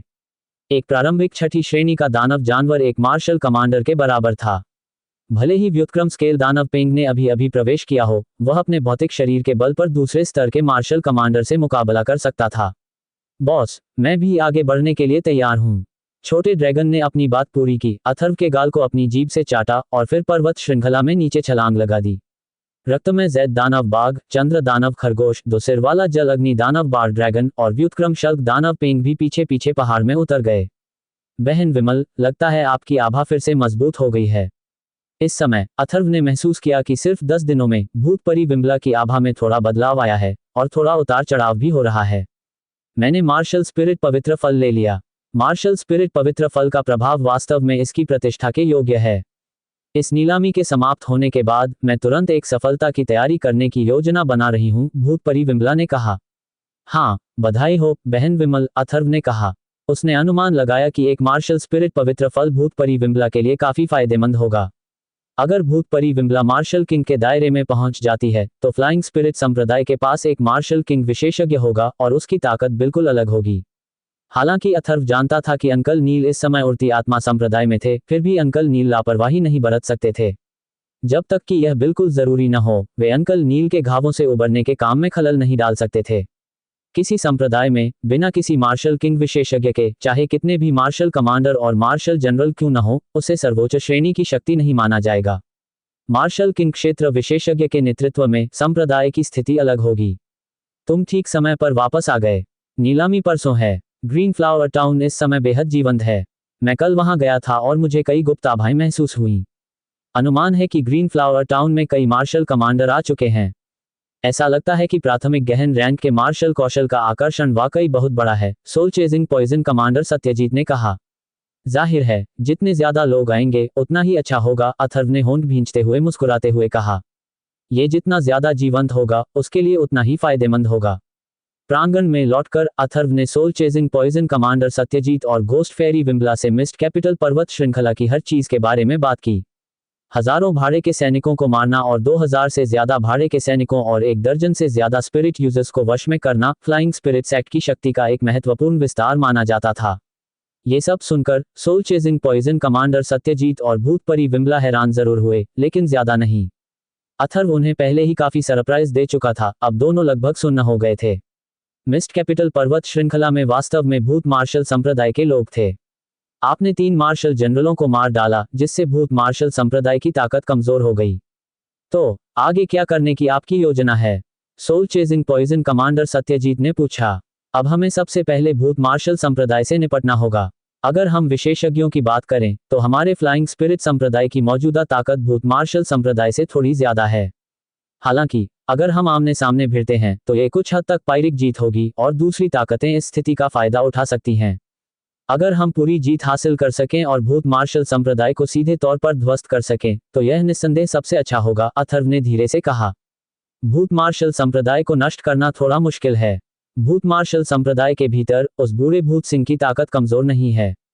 मुझे भी उसे मारना बहुत मुश्किल लगेगा। अगर हम उसके भूत मार्शल संप्रदाय को नष्ट कर दें और वह पागल हो जाए तो यह उड़ती आत्मा संप्रदाय के लिए बेहद प्रतिकूल होगा, आत्मा पीछा करने वाले जहर कमांडर सत्यजीत ने कहा। ये परेशानी वाली बात है। हम इस बारे में बाद में देखेंगे। भूत मार्शल संप्रदाय को नष्ट करने से पहले हम उसे मार देंगे, अथर्व ने धीरे से कहा। हवा में ठंडक फैल गई। अथर्व स्वाभाविक रूप से समझ गया कि बूढ़े विश्व विशेषज्ञ ने क्या कहा था। भूत मार्शल संप्रदाय का सबसे शक्तिशाली व्यक्ति 9वें स्तर का मार्शल कमांडर भी था। अगर बूढ़ा विश्व विशेषज्ञ कार्रवाई भी करता तो वह उसे हरा तो सकता था, लेकिन उसे मार नहीं पाता। समान स्तर के साधकों के बीच जब तक कि उनके पास अत्यधिक शक्ति न हो, प्रतिद्वंद्वी को मारना आमतौर पर बहुत मुश्किल होता था। अगर भूत मार्शल संप्रदाय नष्ट हो गया तो वह बूढ़ा भूत सिंह और उड़ती आत्मा संप्रदाय स्वाभाविक रूप से प्राणघातक शत्रु बन जाएंगे। उड़ती आत्मा संप्रदाय को तब जो मुसीबतों का सामना करना पड़ेगा वह कल्पना से परे है। इस समय अथर्व को एक और चिंता थी। आत्मा स्वर्ग संप्रदाय और भूत मार्शल संप्रदाय का आपस में गहरा रिश्ता लग रहा था। अगर उसने भूत मार्शल संप्रदाय को नष्ट कर दिया तो पता नहीं इससे आत्मा स्वर्ग संप्रदाय भड़केगा या नहीं। आत्मा स्वर्ग संप्रदाय के बारे में सोचते हुए अथर्व नैना के बारे में सोचे बिना नहीं रह सका। पिछली बार भागने के बाद वह लड़की शायद बहुत गुस्से में थी। अगली बार जब वह उस लड़की को देखे तो उसे सावधान रहना होगा। आत्मा स्वर्ग संप्रदाय की ताकत भले ही बादल सूर्य संप्रदाय जितनी न हो, लेकिन शायद उससे ज्यादा दूर भी नहीं थी। वह अभी भी उन्हें भड़काने में असमर्थ था। शाम को महल के प्रांगण में सारांश और सनी खबर सुनकर पहले ही आ चुके थे। युवा मास्टर, संप्रदाय गुरु, दोनों ने तुरंत झुककर सम्मानपूर्वक एक तरफ खड़े हो गए। फिर उनके वृतांतों से अथर्व को इन 9 दिनों में ग्रीन फ्लावर कस्बे में हुए बदलावों के बारे में भी पता चला। 9 दिनों की अवधि में मार्शल हॉल के प्रमुख अर्नब किसोंग ने लोगों का नेतृत्व करते हुए एक विशाल नीलामी घर का निर्माण करवाया था। यह अभी अभी पूरी तरह बनकर तैयार हुआ था और इसकी सजावट भी लगभग पूरी हो चुकी थी, जिसमें लगभग 20,000 लोग बैठ सकते थे। इस समय ग्रीन फ्लावर टाउन पहले से ही लोगों से खचाखच भरा हुआ था, सामान्य से 20 गुना ज्यादा चहल पहल। लोगों की संख्या हजारों में होने का अनुमान था और ग्रीन फ्लावर टाउन पहले से ही इतना भरा हुआ था कि पानी भी अंदर नहीं जा सकता था। अब तक उड़नशील आत्मा संप्रदाय के ज्यादातर लोगों को ग्रीन फ्लावर टाउन में स्थानांतरित कर दिया गया था, लेकिन यह अभी भी पर्याप्त नहीं था। अथर्व को इस बात पर थोड़ा आश्चर्य हुआ कि सारांश ने ग्रीन फ्लावर कस्बे में पहले ही 200 सराय बनवा दी थी। ये सराय अभी अभी बनकर तैयार हुई थी और पहले से ही कम पड़ रही थी। छोटे से ग्रीन फ्लावर कस्बे में हजारों लोगों के आने के कारण 200 सराय स्पष्ट रूप से पर्याप्त नहीं थी। 200 सराय, कुल मिलाकर सिर्फ 4-5 हजार कमरे। सुविधाएं साधारण थीं और उन्हें जल्दी जल्दी पूरा किया गया था, लेकिन अब प्रति रात आवास शुल्क 20 स्वर्ण मुद्राओं तक पहुंच गया था। एक रात की आय पहले ही 1 लाख स्वर्ण मुद्राओं तक पहुंच चुकी थी। पहले 2 स्वर्ण मुद्राएं बहुत होती थीं। इससे अथर्व ने सारांश को नई नजर से देखा। उसकी जैसी टेढ़ी मेढ़ी आंखों वाले व्यक्ति में व्यापार के लिए अद्भुत प्रतिभा थी। वह निश्चिंत हो सकता था कि भविष्य में वह और सनी साथ मिलकर काम करेंगे। अथर्व ने गोल्ड हॉल के बारे में जानने के बाद से ही गोल्ड हॉल प्रमुख का पद सारांश के लिए आरक्षित करने की योजना बना ली थी। हालांकि इसमें कुछ व्यक्तिगत पूर्वाग्रह शामिल थे, फिर भी वह स्वाभाविक रूप से सारांश के साथ बुरा व्यवहार नहीं करेगा। थोड़े से व्यक्तिगत पूर्वाग्रह के अलावा अथर्व ऐसा व्यक्ति नहीं था जो सिर्फ पक्षपात के आधार पर लोगों को नियुक्त करता हो। अथर्व सारांश की चतुराई से अच्छी तरह वाकिफ था। इतने सालों में सारांश ने अंकल नील के मार्गदर्शन में कई पहलुओं में बहुत कुछ सीखा था। बस उसे अनुभव की कमी थी। अगर उसे और संयमित रखा जाए तो वह भविष्य में उसकी बहुत मदद जरूर कर पाएगा। गोल्ड हॉल प्रमुख के पद के बारे में हालांकि वह अभी एक शब्द से ही इसका फैसला कर सकता था, अथर्व को यह स्पष्ट था कि सारांश को अभी सीधे ये पद सौंपना सारांश के लिए मुश्किल स्थिति होगी। गोल्ड हॉल में सनी की पहले से ही एक खास प्रतिष्ठा थी, इसलिए संभावना थी कि दूसरे हॉल सारांश को आसानी से स्वीकार न करें। आखिरकार वह एक बाहरी व्यक्ति था और लोगों में स्वाभाविक रूप से बहिष्कार की प्रवृत्ति होती है। इसके अलावा बाकी हॉलों के मुखिया कोई साधारण लोग नहीं थे। उनकी मंजूरी के बिना सारांश को 6 हॉलों में कोई पद नहीं मिल सकता था। इसलिए एक तो अथर्व चाहता था कि सारांश पहले उस माहौल से परिचित हो और अपनी प्रतिष्ठा स्थापित करे। दूसरी बात, सारांश गोल्ड हॉल के लिए उपयुक्त है या नहीं, यह उस पर निर्भर करता था। अथर्व सराय के मामले से काफी संतुष्ट था। सारांश का दिमाग सनी से कम नहीं था। अगर भविष्य में दोनों साथ मिलकर काम करते हैं तो वे स्वाभाविक रूप से गोल्ड हॉल के विकास को बनाए रख सकते हैं। हालांकि अथर्व को यह भी स्पष्ट था कि दोनों को अभी भी बहुत संयम की जरूरत है। सनी, क्या तुम्हें रक्षक जायडीप से औषधीय जड़ी बूटियां मिली हैं?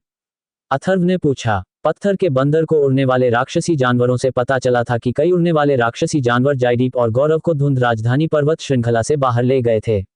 अथर्व ने अनुमान लगाया कि औषधीय जड़ी बूटियां अब तक सनी तक पहुंच चुकी होंगी। संप्रदाय गुरु, मुझे कल सारी औषधीय जड़ी बूटियां मिल गईं। ये जड़ी बूटियां कहां से आईं? ये तो बहुत ज्यादा हैं। सनी को औषधीय जड़ी बूटियों का जिक्र आते ही याद आ गया और उसके चेहरे पर तुरंत गहरा सदमा छा गया। कल रक्षक जायडीप से औषधीय जड़ी बूटियों का ढेर, जो एक छोटे से पहाड़ जैसा था, पाकर वह इतना हैरान हुआ कि लगभग बेहोश हो गया। अथर्व थोड़ा मुस्कुराया और फिर बोला, उन औषधीय जड़ी बूटियों की कीमत कितनी है? वे आपके गोल्ड हॉल को कब तक सहारा दे सकती हैं? संप्रदाय गुरु को सूचित करते हुए, ये औषधीय जड़ी बूटियां ज्यादातर उच्च श्रेणी के अमृतों को परिष्कृत करने के लिए हैं। मैंने पहले ही आत्मा मंदिर प्रमुख से इनकी जांच करने को कहा है। इनमें 5वीं और 6ठी श्रेणी के अमृतों को परिष्कृत करने वाली औषधीय जड़ी बूटियां हैं और ज्यादातर 3री श्रेणी के अमृतों और 4थी श्रेणी के राक्षस जानवरों को परिष्कृत करने के लिए हैं। इनका अनुमानित मूल्य 2 करोड़ से ज्यादा स्वर्ण मुद्राएं हैं।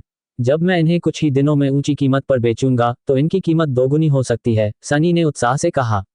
3 साल पहले उसने कभी सोचा भी नहीं था कि सनी के पास भी एक दिन ऐसा आएगा जब वह महान उपलब्धियां हासिल कर सकेगा। अब उसके हाथों से गुजरने वाले स्वर्ण मुद्राएं कम से कम लाखों की संख्या में और अक्सर 10 करोड़ से भी ज्यादा की संख्या में थीं, जिससे वह उन्हें देखकर ही उत्साहित हो जाता था। मेरे पास अभी भी कुछ हैं जिनकी अनुमानित कीमत 200 मिलियन स्वर्ण मुद्राएं हैं। उन्हें जल्द ही बेच दो। 2 महीने के भीतर मिस्ट कैपिटल पर्वत श्रृंखला से कोई औषधीय जड़ी बूटियां बाहर नहीं निकलेंगी। आप स्वयं मूल्य निर्धारित करें। 2 दिनों के भीतर आधी बेच दो। मार्शल हॉल और डाक हॉल दोनों ही उपयोग के लिए स्वर्ण मुद्राओं की प्रतीक्षा कर रहे हैं। अथर्व ने सनी को स्थानिक बैग और भंडारण अंगूठियों का एक ढेर दिया।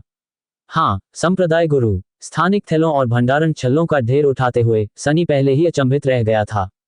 फिर उसने कहा, संप्रदाय गुरु, क्या सचमुच मिस्ट कैपिटल पर्वत श्रृंखला में 3 महीनों के भीतर कोई औषधीय जड़ी बूटियां नहीं उगेंगी? ये सही है। अब से मिस्ट कैपिटल पर्वत श्रृंखला हमारे उड़नशील आत्मा संप्रदाय के नियंत्रण में होगी। औषधीय जड़ी बूटियां सभी हमारे उड़नशील आत्मा संप्रदाय के हाथों में हैं। जहां तक अन्य सेनाओं का सवाल है जो वर्तमान में औषधीय जड़ी बूटियां जमा कर रही हैं, आप अपनी इच्छानुसार उनसे बदला ले सकते हैं और शिकायतों का भुगतान कर सकते हैं, अथर्व ने हल्की मुस्कान के साथ कहा। वुडू पर्वत श्रृंखला हमारे नियंत्रण में है, सनी ने हौंफते हुए कहा। स्वाभाविक रूप से वह अच्छी तरह जानता था कि पूरी वुडू पर्वत श्रृंखला पर नियंत्रण का क्या मतलब है। अगर सच में ऐसा था तो उड़ती आत्मा गेट ने निस्संदेह प्राचीन क्षेत्र के किनारे स्थित पूरे औषधीय जड़ी बूटियों के बाजार पर कब्जा कर लिया था। आगे बढ़ो और करो। अब से वुडू पर्वत श्रृंखला की औषधीय जड़ी बूटियों का प्रबंधन तुम और सारांश मिलकर करोगे। अथर्व की बात खत्म होते ही उसकी नजर सारांश पर पड़ी और उसने कहा, सारांश, तुम्हें जल्द से जल्द औषधीय जड़ी बूटियों से परिचित होना होगा। आगे तुम्हें और भी काम करने होंगे। हाँ, युवा गुरु, सारांश ने जवाब दिया। जैसे जैसे रात ढलती गई, अथर्व ने एक पल के लिए अपने विचारों को भटकने दिया, परसों होने वाली नीलामी के बारे में सोचते हुए। फिर वह साधना की अवस्था में प्रवेश कर गया, अपने शरीर में यिन यांग स्पिरिट मार्शल आर्ट का संचार करने लगा। सच्चीची के धागे परिष्कृत होकर उसके दानत्यंची सागर में प्रवेश कर गए और साथ ही उसकी आभा भी बढ़ रही थी। एक क्षण बाद अथर्व का पूरा शरीर हल्के पीले रंग की चमक में लिपटा हुआ था। अगली सुबह स्पिरिट पर्वत के बाहरी इलाके में बाहर देखने पर घने जंगल ने पूरे आकाश को ढक लिया था। केवल घने पत्तों के बीच से छनकर आती हुई हल्की किरणें ही दिखाई दे रही थीं। उस समय सुबह का समय था। दूर दूर तक जंगल हरा भरा दिख रहा था और उसकी बूंदें एक एक करके आसपास के पत्तों से लुढ़क कर टपकने जैसी आवाज कर रही थीं। भाई, तुम मुझे बहुत दिनों से खेलने के लिए बाहर नहीं ले गए। उड़ती आत्मा गेट के पीछे वाले पहाड़ से एक सफेद राक्षसी जानवर आसमान में उड़ गया और फिर ऊपर गायब हो गया। स्काई स्नो लान की पीठ पर अथर्व, पायल, लू जियाओबाई, सनी, साथ ही वृंदा, जीविका और शीना थे। अथर्व ने आज ग्रीन फ्लावर टाउन जाने की योजना बनाई ताकि वह सुकून महसूस कर सके, और लू शिंटोंग भी स्वाभाविक रूप से साथ जाना चाहती थी। जैसे ही वृंदा ने ये देखा, उसने भी तुरंत चलने को कहा। ये देखकर कि तीनों लड़कियां ग्रीन फ्लावर टाउन देखना चाहती थीं, अथर्व ने उन्हें भी साथ ले लिया। तीनों लड़कियों में अथर्व जानता था कि वृंदा सबसे साहसी थी और उससे सबसे कम डरती थी। शीना स्वाभाविक रूप से उससे विस्मित था, जबकि जीविका सबसे डरपोक थी। जहां तक एक ही छत के नीचे रहने वाली तीनों लड़कियों की बात है, अथर्व अपने दिल में उन्हें अजनबी नहीं मानता था। स्काई हिम सिंह की पीठ पर लू शिंटोंग बेहद उत्साहित थी और लगातार बकबक कर रही थी।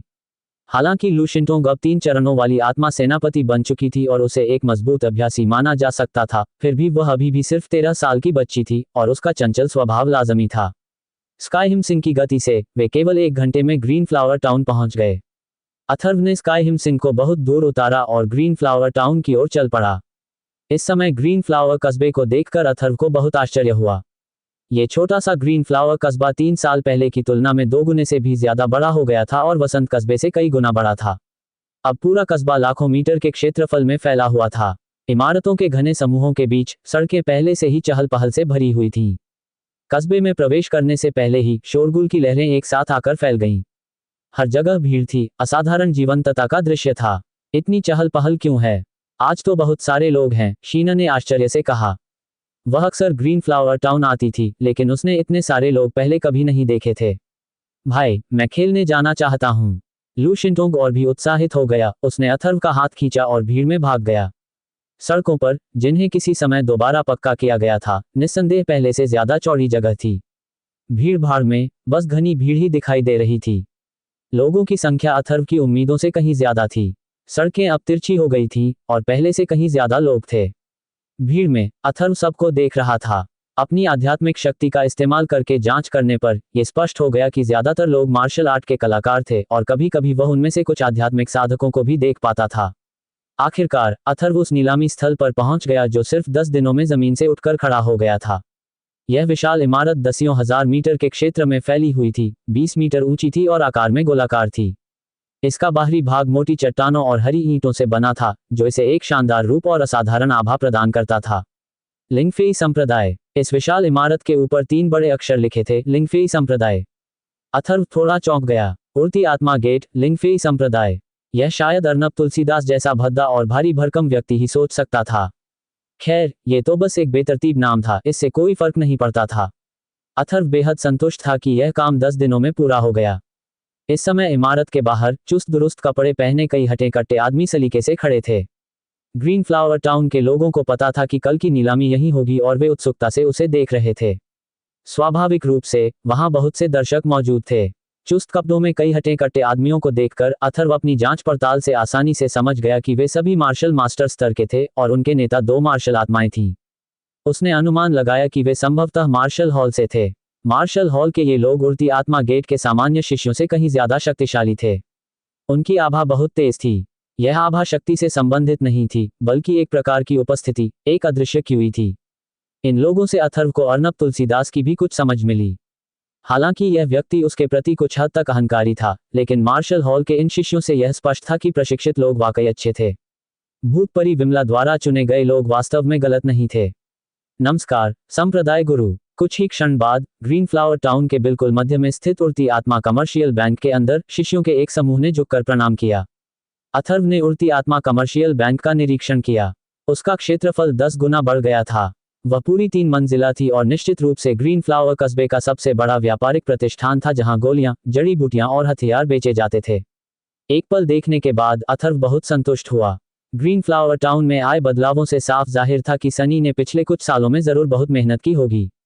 वे सुबह सुबह ग्रीन फ्लावर टाउन पहुंच गए और आखिरकार वृंदा और बाकी लड़कियां दोपहर तक खरीदारी करने के बाद अनिच्छा से वहां से चली गईं। ग्रीन फ्लावर टाउन से दूर सभी लोग फिर से स्काई स्नो लैंड पर सवार होकर चले गए। इस बार सारांश और सनी उड़ती आत्मा कमर्शियल बैंक में ही रहे। उड़ती आत्मा कमर्शियल बैंक में अभी भी कई काम निपटाने बाकी थे और उन दोनों के पास उस समय इधर उधर भागने का समय नहीं था। हालांकि अथर्व ने शाम को सनी को सूचित कर दिया कि वह बाकी 4 हॉल के लोगों को शाम को शाखा में जाने के लिए कह दे, क्योंकि उसे कुछ काम निपटाने थे। उड़ती आत्मा गेट में 6 हॉल थे। फिलहाल बाहरी हॉल का कोई प्रभारी नहीं था और अथर्व उसे अस्थायी रूप से ही अलग रख सकता था। फिलहाल कोई उपयुक्त उम्मीदवार नहीं था। गौरव, हुआंग बोरान और अन्य लोगों में बाहरी हॉल की सुरक्षा के लिए पर्याप्त ताकत का अभाव साफ दिखाई दे रहा था। अथर्व के मन में उम्मीदवारों को कम से कम प्रकाश झा और अन्य लोगों जितना ही ताकतवर होना जरूरी था। उड़ती आत्मा गेट के विकास के साथ अगर उनकी ताकत बहुत कमजोर रही तो वे बाहरी हॉल की सुरक्षा करने में असमर्थ हो जाएंगे। स्काई स्नो लैंड की पीठ पर सभी लड़कियां उत्साह से बात कर रही थीं कि उन्होंने अभी अभी कितना रूज, पाउडर, कपड़े और लंबी स्कर्ट खरीदी हैं, जिससे अथर्व ने अपना सिर हिलाया और व्यंग्यात्मक ढंग से मुस्कुराया। जैसे ही अथर्व उड़ती आत्मा गेट पर लौटा, उसे खबर मिली कि भूत मार्शल संप्रदाय के संप्रदाय गुरु व्यक्तिगत रूप से उड़ती आत्मा गेट पर आ गए हैं। संप्रदाय गुरु, भूत मार्शल संप्रदाय के लोग इस समय मुख्य हॉल में हैं और ग्रैंड एल्डर श्री सीता उनके साथ हैं, गौरव ने कहा। अथर्व ने भौहें चढ़ाईं। इस बार भूत मार्शल संप्रदाय के आने का मकसद नीलामी से जुड़ा होना चाहिए, और कोई वजह थी या नहीं यह उसे नहीं पता। भूत मार्शल संप्रदाय के आगमन के साथ भूतपरी विमला और आत्मा का पीछा करने वाले जहर मार्शल सत्यजीत स्वाभाविक रूप से प्रकट नहीं हुए। उन दोनों के उड़ती आत्मा गेट में होने की बात अभी तक बाहरी लोगों को पता नहीं थी। उड़ती आत्मा गेट के शिष्यों में भी केवल कुछ ही बुजुर्गों और रक्षकों को उनकी असली पहचान पता थी। मुझे उम्मीद नहीं थी कि उड़ती आत्मा गेट हाल ही में इतनी तेजी से विकसित होगा। सिर्फ 3 सालों में ये वाकई आश्चर्यजनक है। उड़ती आत्मा गेट के मुख्य हॉल के अंदर एक जोरदार हंसी गूंजी। संप्रदाय गुरु सिंह बहुत दयालु हैं। हम भूत मार्शल संप्रदाय के साथ तुलना नहीं कर सकते, श्री सीता की आवाज फैली। ये जानकर कि संप्रदाय प्रमुख सिंह आ गए हैं, ये सचमुच एक पाप है कि मैंने आपका स्वागत नहीं किया। संप्रदाय प्रमुख दाई, कृपया मुझे क्षमा करें। मुख्य हॉल के बाहर अथर्व का रूप पहले ही सबकी नजरों में आ चुका था। उसके चेहरे पर एक हल्की सी मुस्कान थी, लेकिन उसे ज्यादा परवाह नहीं थी।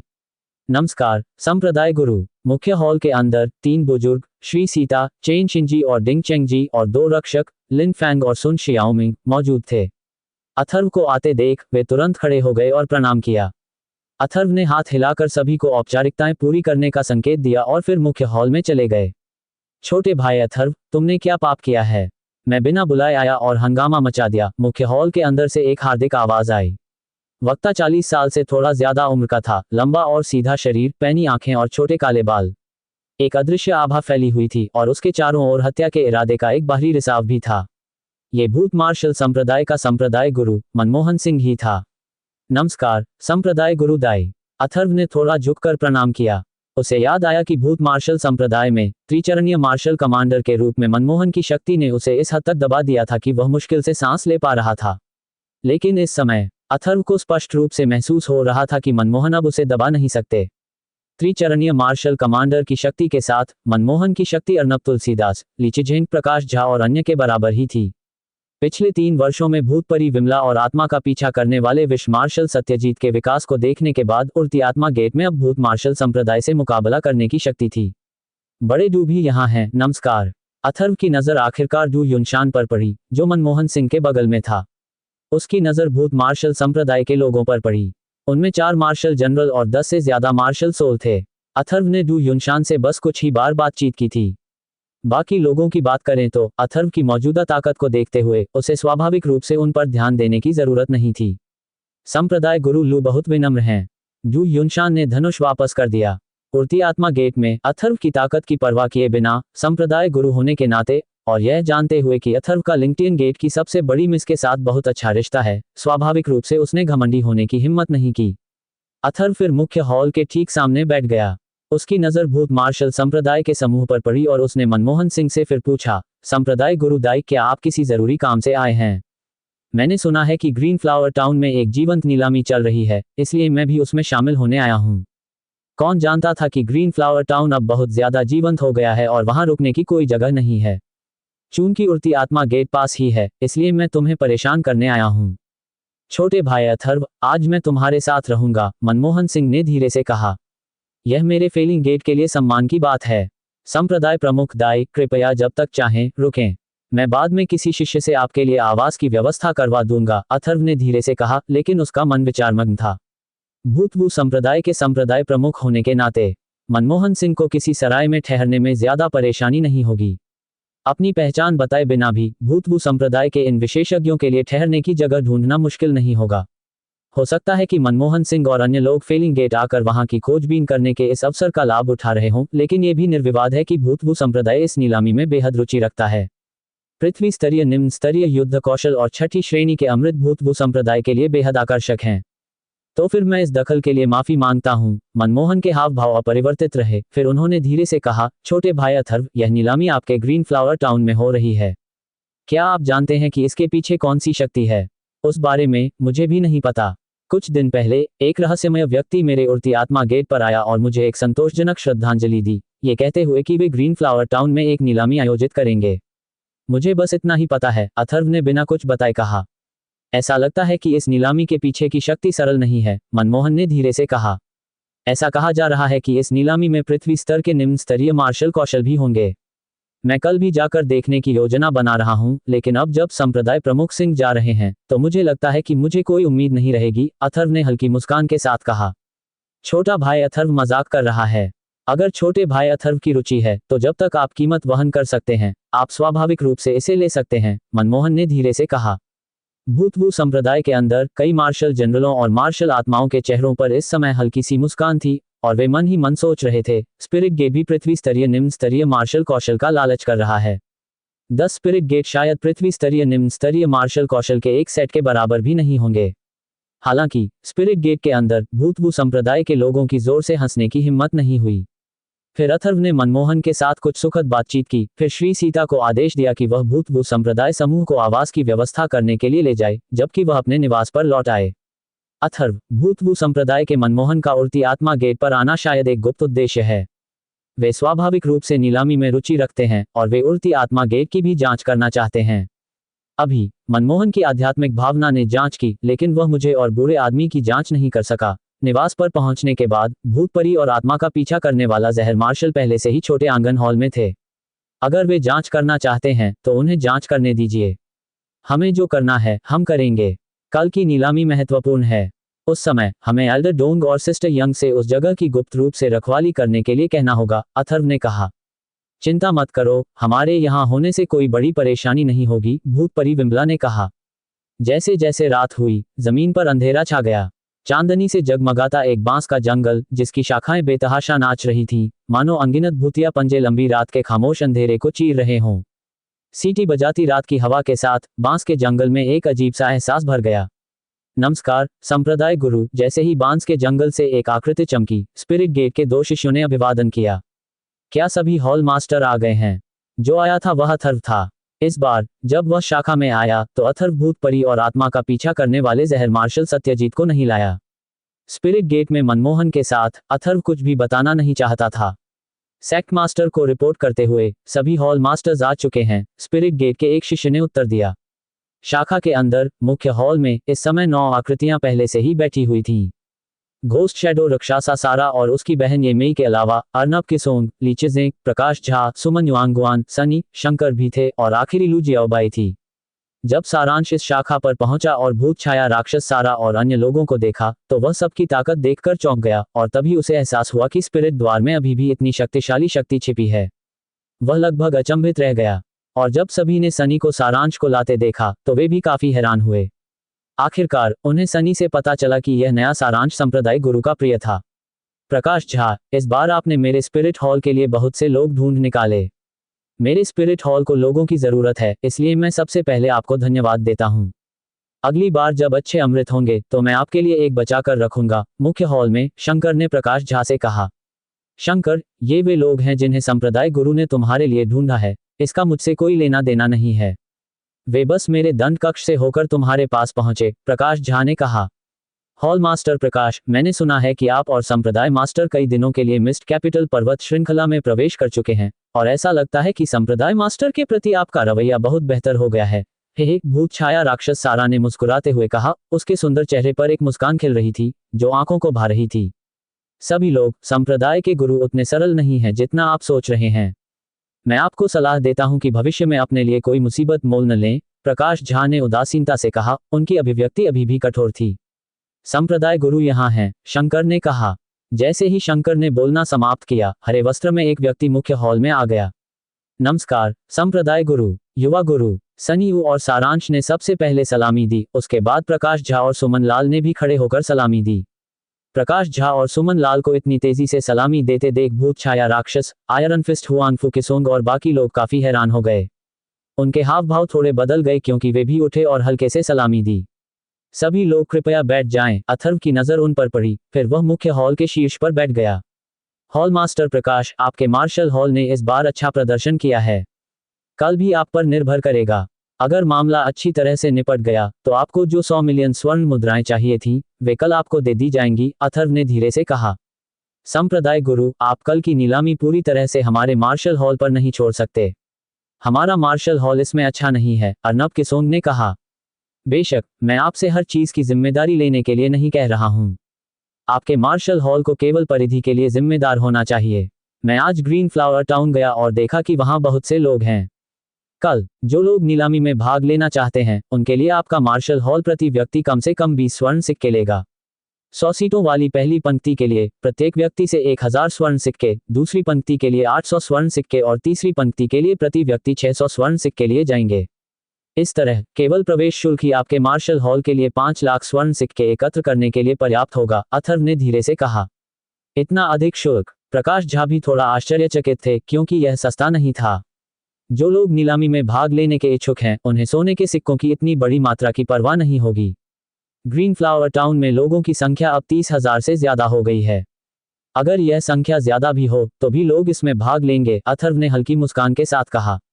2 हॉल मास्टर्स, ये कल सबसे महत्वपूर्ण काम तुम्हें सौंपा जाएगा। अथर्व की नजर भूत छाया राक्षस सारा और उसकी बहन येमेई पर पड़ी।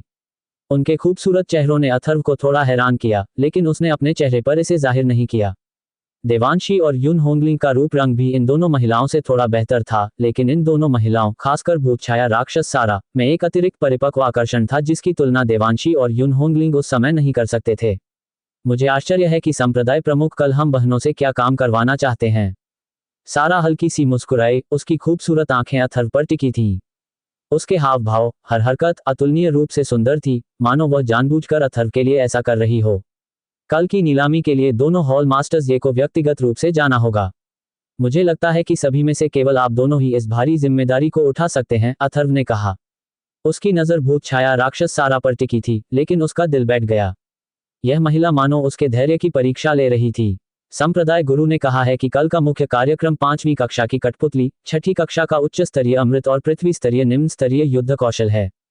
तो क्या संप्रदाय गुरु को ये चीजें पहले हम बहनों को नहीं देनी चाहिए? वरना हम बहनें कल नहीं आ पाएंगी, ये मेई ने धीरे से कहा। उसकी नज़र शांत और स्थिर थी, जिसमें सारा का आकर्षण और परिपक्वता तो नहीं थी, लेकिन लालित्य का एक स्पर्श था। कहा जा सकता है कि इन दोनों बहनों की अपनी अपनी खूबियां हैं। अथर्व ने अपनी भौहें उठाईं, ये सोचकर कि ये मेई भी साधारण नहीं है। हल्की सी मुस्कान के साथ उसने एक हाथ की मुहर बनाई। उसके द्वारा पहले से तैयार किए गए भंडारण वलय से प्रकाश की एक गहरी हरी धारा निकली और दोनों महिलाओं के सामने आ गिरी। फिर उसने धीरे से कहा, ये 5वीं कक्षा की इंटरमीडिएट स्तर की जीवित कठपुतली है। मैंने पहले ही आत्मा छाप मिटा दी है।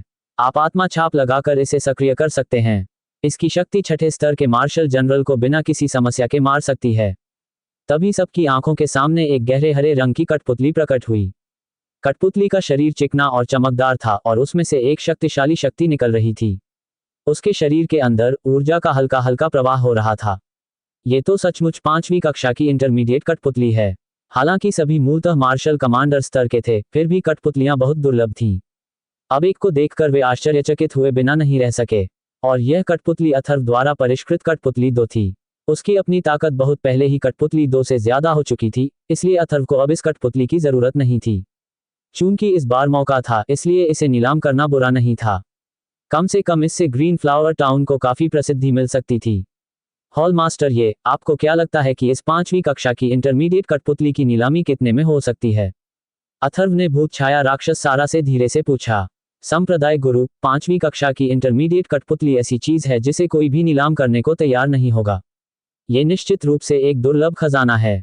अगर अनुमान लगाया जाए तो ये कम से कम 20 मिलियन स्वर्ण मुद्राएं या उससे भी ज्यादा होगी, भूतछाया राक्षस सारा ने कहा।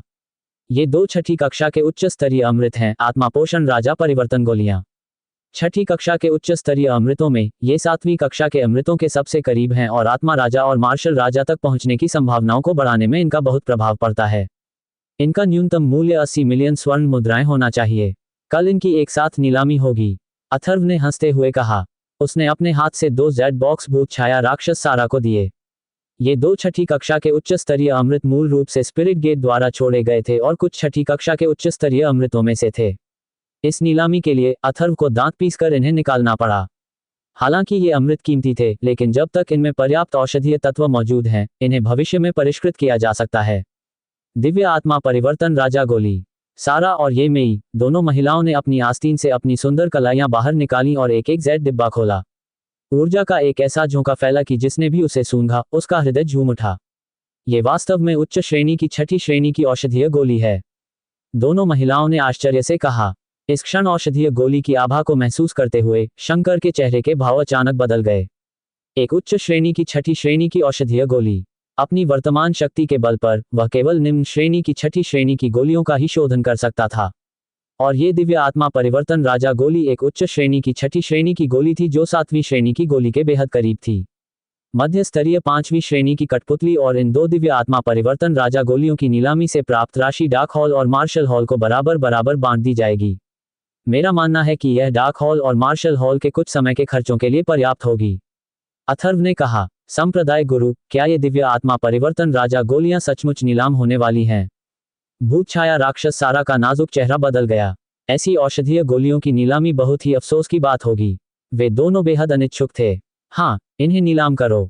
साथ ही इस निम्न श्रेणी के गहन पद अग्नि गुण मार्शल कौशल, लाल कमल क्रिम्सन ज्वाला और पृथ्वी गुण निम्न श्रेणी के गहन पद मार्शल कौशल, पर्वत विभाजन कला को भी नीलाम करो।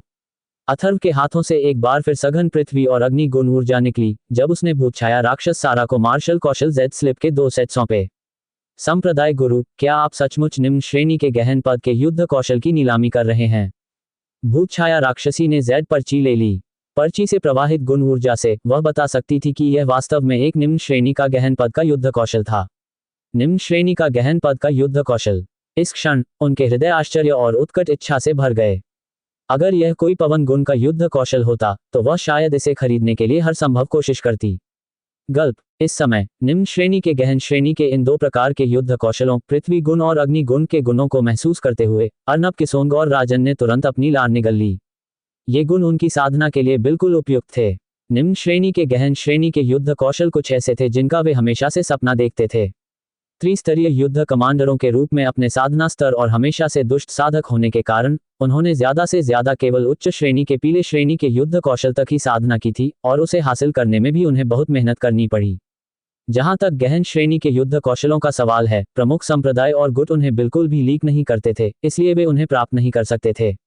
निम्न श्रेणी के गहन श्रेणी के युद्ध कौशलों और उच्च श्रेणी के पीले श्रेणी के युद्ध कौशलों के बीच का अंतर बहुत बड़ा था, एक गहरी खाई। शक्ति में वृद्धि थोड़ी सी भी नहीं थी। ये देखकर कि अथर्व वास्तव में निम्न श्रेणी के गहन रैंक वाले मार्शल कौशलों को नीलामी के लिए निकाल रहा था, शंकर के हाव भाव भी बदल गए। निम्न श्रेणी के गहन रैंक वाले मार्शल कौशल केवल उनके साधारण मूल्य तक सीमित नहीं थे। निम्न श्रेणी के गहन रैंक वाले मार्शल कौशल का होना कोई साधारण बात नहीं थी, एक साथ 2 सेट निकालना तो दूर की बात थी। इस क्षण प्रकाश झा और सुमन लाल के हाव भाव भी बदल गए। उन्होंने संप्रदाय गुरु को धुंधली राजधानी पर्वत श्रृंखला में निम्न श्रेणी के गहन पद के युद्ध कौशल का प्रयोग करते देखा था। अब संप्रदाय गुरु के पास अभी भी निम्न श्रेणी के गहन पद के युद्ध कौशल थे, जिससे वे एक बार फिर आश्चर्यचकित हो गए। ये सही है, निम्न श्रेणी के गहन रैंक मार्शल कौशल के ये 2 सेट नीलामी के लिए ले जाए जाएंगे। अथर्व हल्के से मुस्कुराया। संप्रदाय गुरु, लेकिन ये तो निम्न श्रेणी के गहन श्रेणी के युद्ध कौशल हैं। आप इन्हें नीलाम कैसे कर सकते हैं? अर्नब किसोंग अब खुद को रोक नहीं सका। उसने अथर्व को ऐसे देखा जैसे वह किसी उड़ाऊ पुत्र को देख रहा हो, लेकिन अंततः उसकी नजर भूतछाया राक्षस के हाथों में मौजूद निम्न श्रेणी के गहन श्रेणी के युद्ध कौशल पर पड़ी। हॉल मास्टर अर्नब, अगर आपकी रुचि है तो आप भी नीलामी में भाग ले सकते हैं। फिर निम्न श्रेणी के गहन रैंक के मार्शल कौशल के ये 2 सेट आपके होंगे। अथर्व ने हल्के से कहा। संप्रदाय गुरु, इन निम्न श्रेणी के गहन रैंक वाले मार्शल कौशल की नीलामी की कीमत क्या होगी? अर्नब किसोंग की आंखें तुरंत चौड़ी हो गईं और उनमें गहरी दिलचस्पी दिखाई दी। अगर सोने के सिक्कों में बदला जाए तो 300 मिलियन सोने के सिक्के। अथर्व ने शांति से कहा। स्वाभाविक रूप से वह जानता था कि 300 मिलियन सोने के सिक्के एक निम्न श्रेणी के गहन रैंक मार्शल कौशल की कीमत मात्र थे, उसका वास्तविक मूल्य नहीं। निम्न श्रेणी के गहन रैंक मार्शल कौशल की नीलामी कौन करेगा? कीमत तो बस ऊपरी तौर पर थी, उसका मूल्य कहीं ज्यादा था। और गहन रैंक मार्शल कौशल निश्चित रूप से ऐसी चीजें थी जिनकी कीमत तो थी, लेकिन बाजार नहीं था। यही वजह थी कि इस बार ग्रीन फ्लावर टाउन में निम्न श्रेणी के गहन रैंक मार्शल कौशल की नीलामी की खबर इतनी सनसनी पैदा कर सकती थी। गल्प। अर्नब किसोंग ने लार का एक और कौर निगल लिया। भले ही 300 करोड़ स्वर्ण मुद्राएं वास्तव में एक निम्न श्रेणी गहन श्रेणी का युद्ध कौशल खरीद सकती थी, लेकिन उसके पास वह नहीं था। वह मूल रूप से एक दुष्ट साधक था। हालांकि उसके पास एक त्रिसैन्य सेनापति जितनी शक्ति थी, उसकी व्यक्तिगत संपत्ति ज्यादा नहीं थी। संप्रदाय गुरु, क्या ये थोड़ा सस्ता हो सकता है?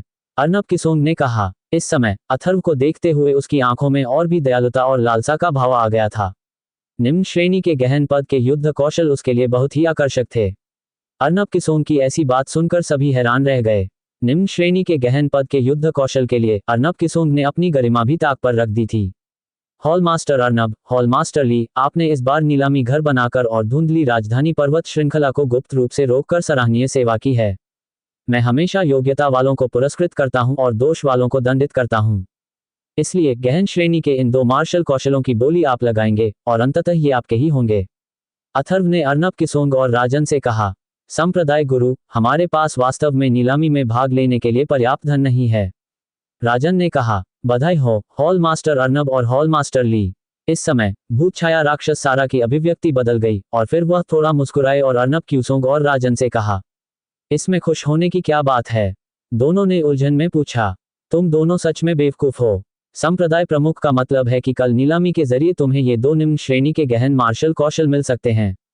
तुम इनकी कीमत अपनी मर्जी से बढ़ा सकते हो और फिर तुम सीधे ये गहन मार्शल कौशल ले सकते हो।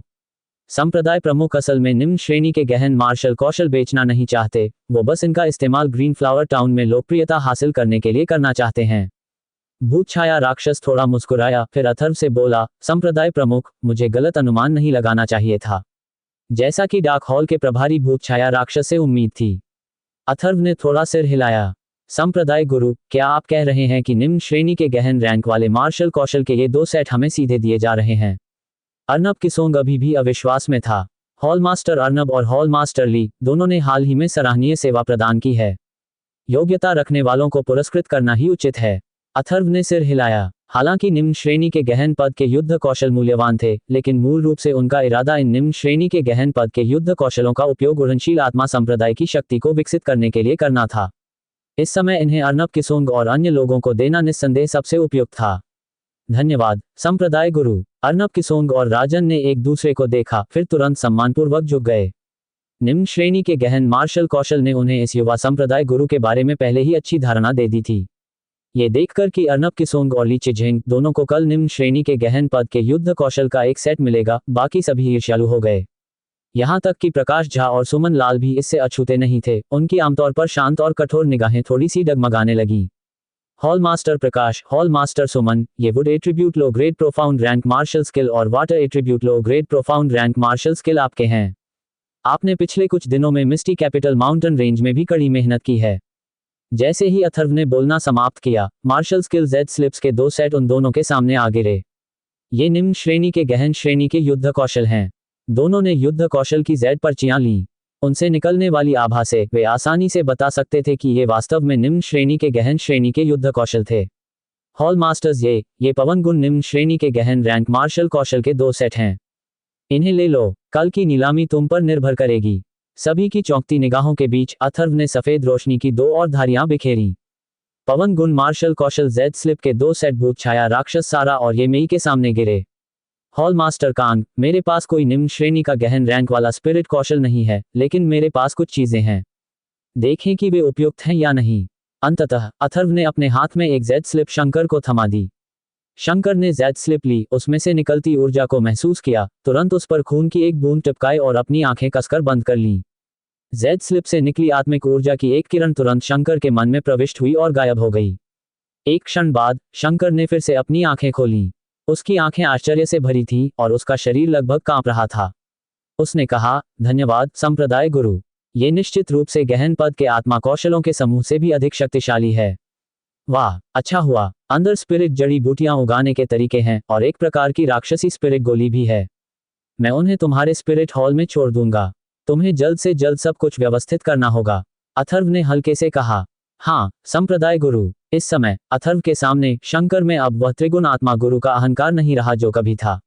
उसके चेहरे पर कृतज्ञता और सम्मान की झलक थी।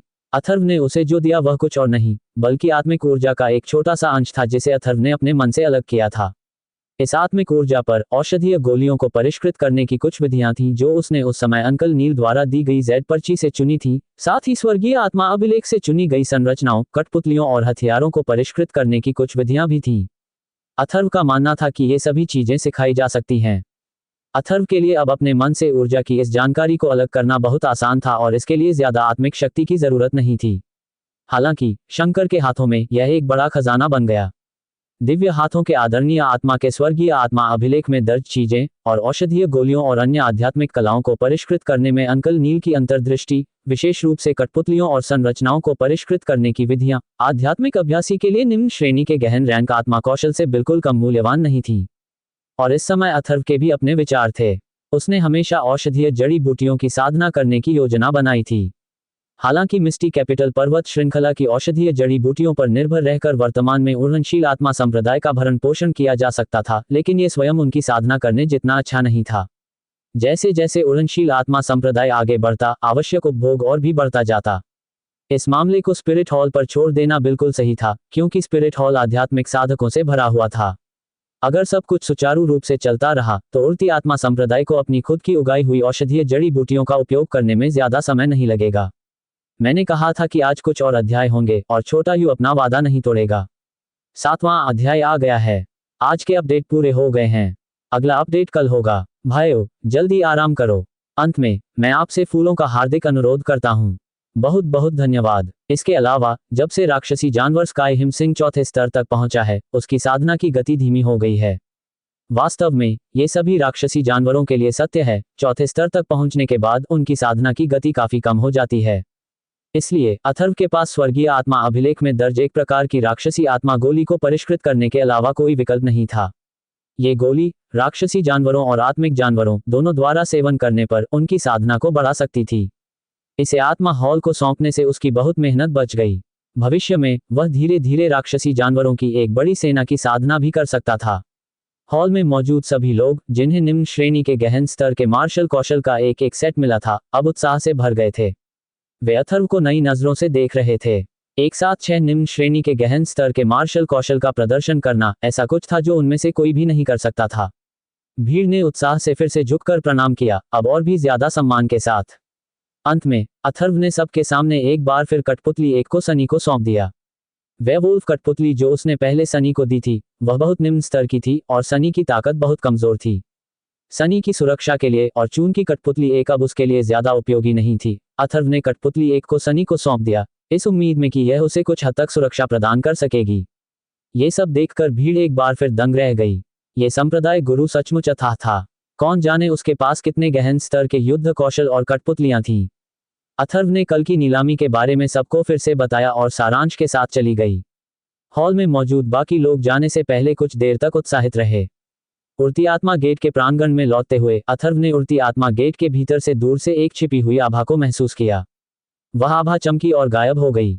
अथर्व ने भौहें चढ़ाते हुए जान लिया कि यह मनमोहन सिंह है और उसे इसकी परवाह नहीं थी। अब वह भूत संप्रदाय को ज्यादा महत्व नहीं देता था, बल्कि उसे इस बात की चिंता थी कि क्या हेवनली द्वार भूत संप्रदाय की मदद करेगा। जानबूझकर काफी हलचल मचाते हुए अथर्व और सारांश महल के आंगन में लौट आए जहां वे रहते थे। वे पालथी मारकर बैठ गए और अपने शरीर के भीतर की उस सच्ची की हुई ऊर्जा को परिष्कृत करना जारी रखा, जिसे उन्होंने अभी तक पूरी तरह से परिष्कृत नहीं किया था। यिन यांग आत्मा मार्शल सीक्रेट को प्रसारित करने के बाद बस एक पल में उसने जो सच्ची की हुई ऊर्जा ग्रहण की थी, वह यिन यांग आत्मा मार्शल सीक्रेट द्वारा तेजी से शुद्ध सच्ची क्यूई में परिष्कृत हो गई और अथर्व के डेंटियन और क्यूई समुद्र में प्रवेश कर गई। एक क्षण बाद अथर्व को मिट्टी के पीले प्रकाश के एक घेरे ने घेर लिया। हर सांस के साथ मिट्टी के पीले प्रकाश का घेरा सूक्ष्म रूप से ऊपर नीचे होता रहा और बेहद गहरा दिखाई देने लगा। अगली सुबह की हवा स्पिरिट गेट से होकर बही, जो आसपास के पहाड़ों से पेड़ों की ताज़ा खुशबू लेकर आई।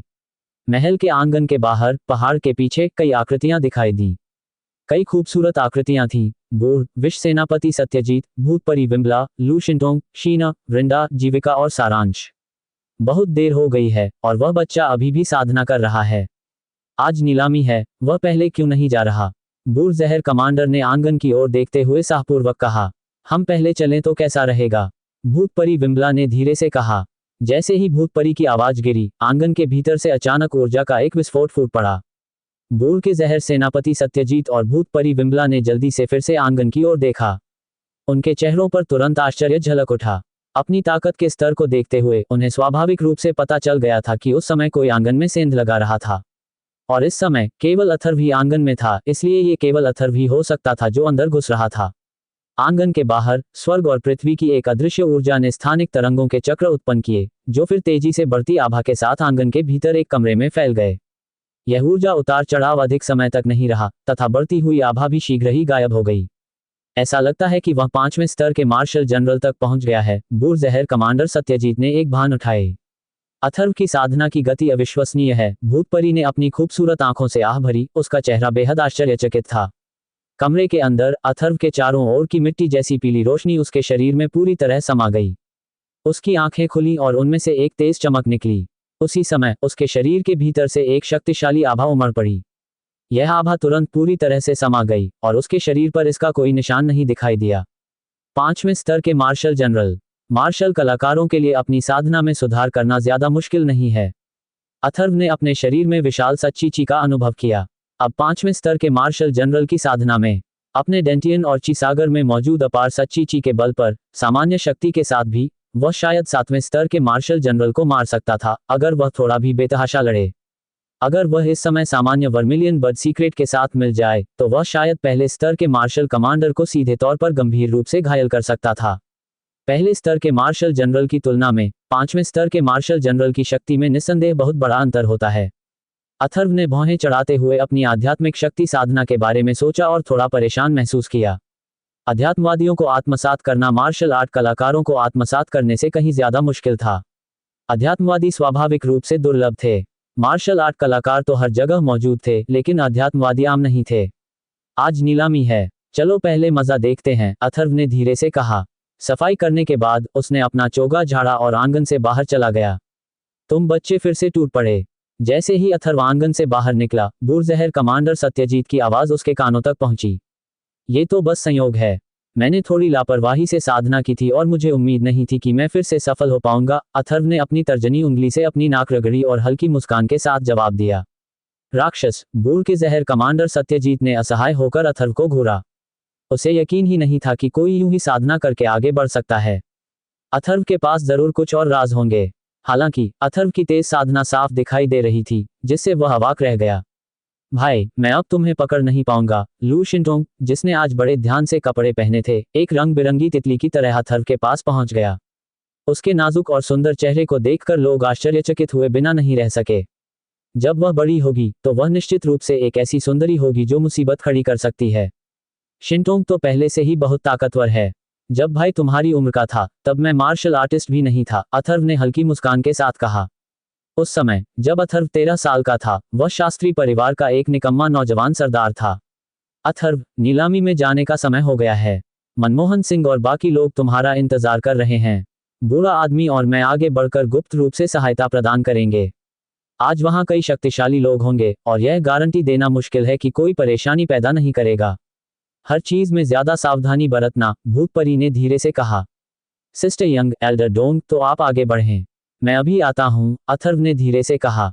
हुश हुश, बूढ़ विश कमांडर सत्यजीत और भूतपरी विमला के आसपास का स्थान मुड़ गया और उनकी आकृतियां अपने मूल स्थानों से गायब हो गईं। उनकी ताकत देखकर अथर्व को बस ईर्ष्या ही हुई। मार्शल कमांडर और स्पिरिट कमांडर के शक्तिशाली अधिकारी, खासकर बूढ़ जहर कमांडर सत्यजीत और भूतपरी विमला जैसे, जो 9वें स्तर के मार्शल कमांडर और 9वें स्तर के स्पिरिट कमांडर के करीबी थे, अंतरिक्ष पर एक खास नियंत्रण हासिल कर चुके थे। अगर वह मार्शल कमांडर के दायरे में पहुंचकर उसे वायु गुण और बहती रोशनी वाली प्रेत छाया के साथ मिला दे तो उसकी गति और भी तेज हो सकती थी। सुप्रभात, संप्रदाय गुरुदाई। क्या आपने कल रात अच्छी तरह आराम किया? उड़ती आत्मा गेट के बाहर अथर्व की आकृति प्रकट हुई।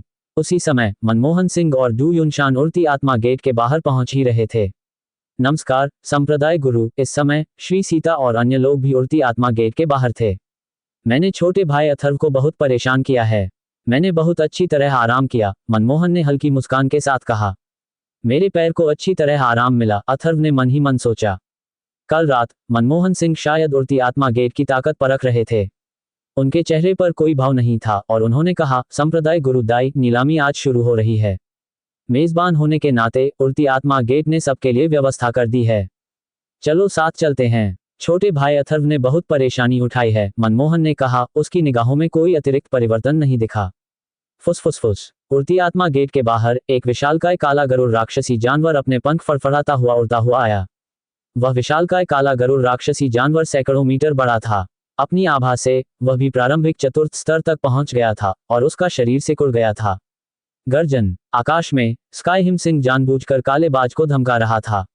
दहाड़ने के बाद उसने अपने पंख फड़फड़ाए और एक राक्षसी पशु राजा की आभा लिए हुए उड़ गया। साधना स्तर की दृष्टि से स्काई हिम सिंह इस काले बाज राक्षसी पशु से भी ऊंचा था और अपनी रक्त शक्ति से उसने काले बाज को तुरंत पूरी तरह से कमजोर कर दिया। उसके पंख शक्तिहीन हो गए, मानो वह गिरने ही वाला हो। मध्य चौथे स्तर का स्काई हिम सिंह। तुरंत ही स्काई हिम सिंह का विशाल शरीर 100 मीटर तक सिकुड़कर दबाव के साथ आकाश में चक्कर लगाने लगा, जिससे भूत संप्रदाय के सदस्यों के चेहरे थोड़े बदल गए। मध्य चौथे स्तर का स्काई हिम सिंह उनके भूत संप्रदाय के काले चील राक्षसी जानवर की तुलना में पूरी तरह से अलग स्तर की शक्ति पर था। संप्रदाय गुरु दाई, चलो चलें, अथर्व ने हल्की मुस्कान के साथ कहा, ये जानते हुए कि स्काई हिम सिंह काले चील राक्षसी जानवर को देख रहा था और जानबूझकर उसे बुरा दिखा रहा था। फिर जैसे ही उसकी आवाज धीमी हुई, वह नीचे आकाश में चक्कर लगा रहे स्काई हिम सिंह की पीठ पर कूद पड़ा। लू शिंटोंग, शीना, जीविका, वृंदा और सारांश उसके पीछे पीछे चल पड़े। इस दुर्लभ नीलामी में वृंदा और चारों लड़कियां कल ही अथर्व के साथ जाने के लिए सहमत हो गई थीं और अथर्व ने मना नहीं किया। अथर्व के स्काई हिम सिंह को देखते हुए मनमोहन सिंह के चेहरे पर थोड़ी सी लाचारी झलक आई। उसकी असली क्यूई चमक उठी और फिर वह काले चील जैसे राक्षसी जानवर पर कूद पड़ा। राक्षसी जानवरों की बात करें तो उनके भूत संप्रदाय की सवारियां उड़ती आत्मा गेट की सवारियों से कहीं कमतर थीं। तभी गुइबू संप्रदाय के सदस्य काले चील राक्षसी जानवर पर कूद पड़े।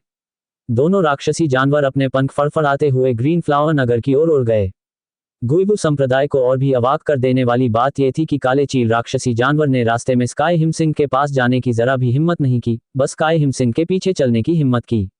स्काई हिमसिंह पर राक्षसी पशु राजा की आभा ने उसे आगे बढ़ने से रोक दिया। इससे गुइबू संप्रदाय के सदस्य नाराज हो गए, वे केवल स्काई हिमसिंह के पीछे पीछे चल सके। आज ग्रीन फ्लावर कस्बे में नीलामी का दिन था। प्राचीन साम्राज्य में नीलामी असामान्य नहीं थी, लेकिन आमतौर पर यह बड़े शहरों में ही होती थी। ग्रीन फ्लावर कस्बे जैसे छोटे कस्बे में नीलामी होना दुर्लभ था।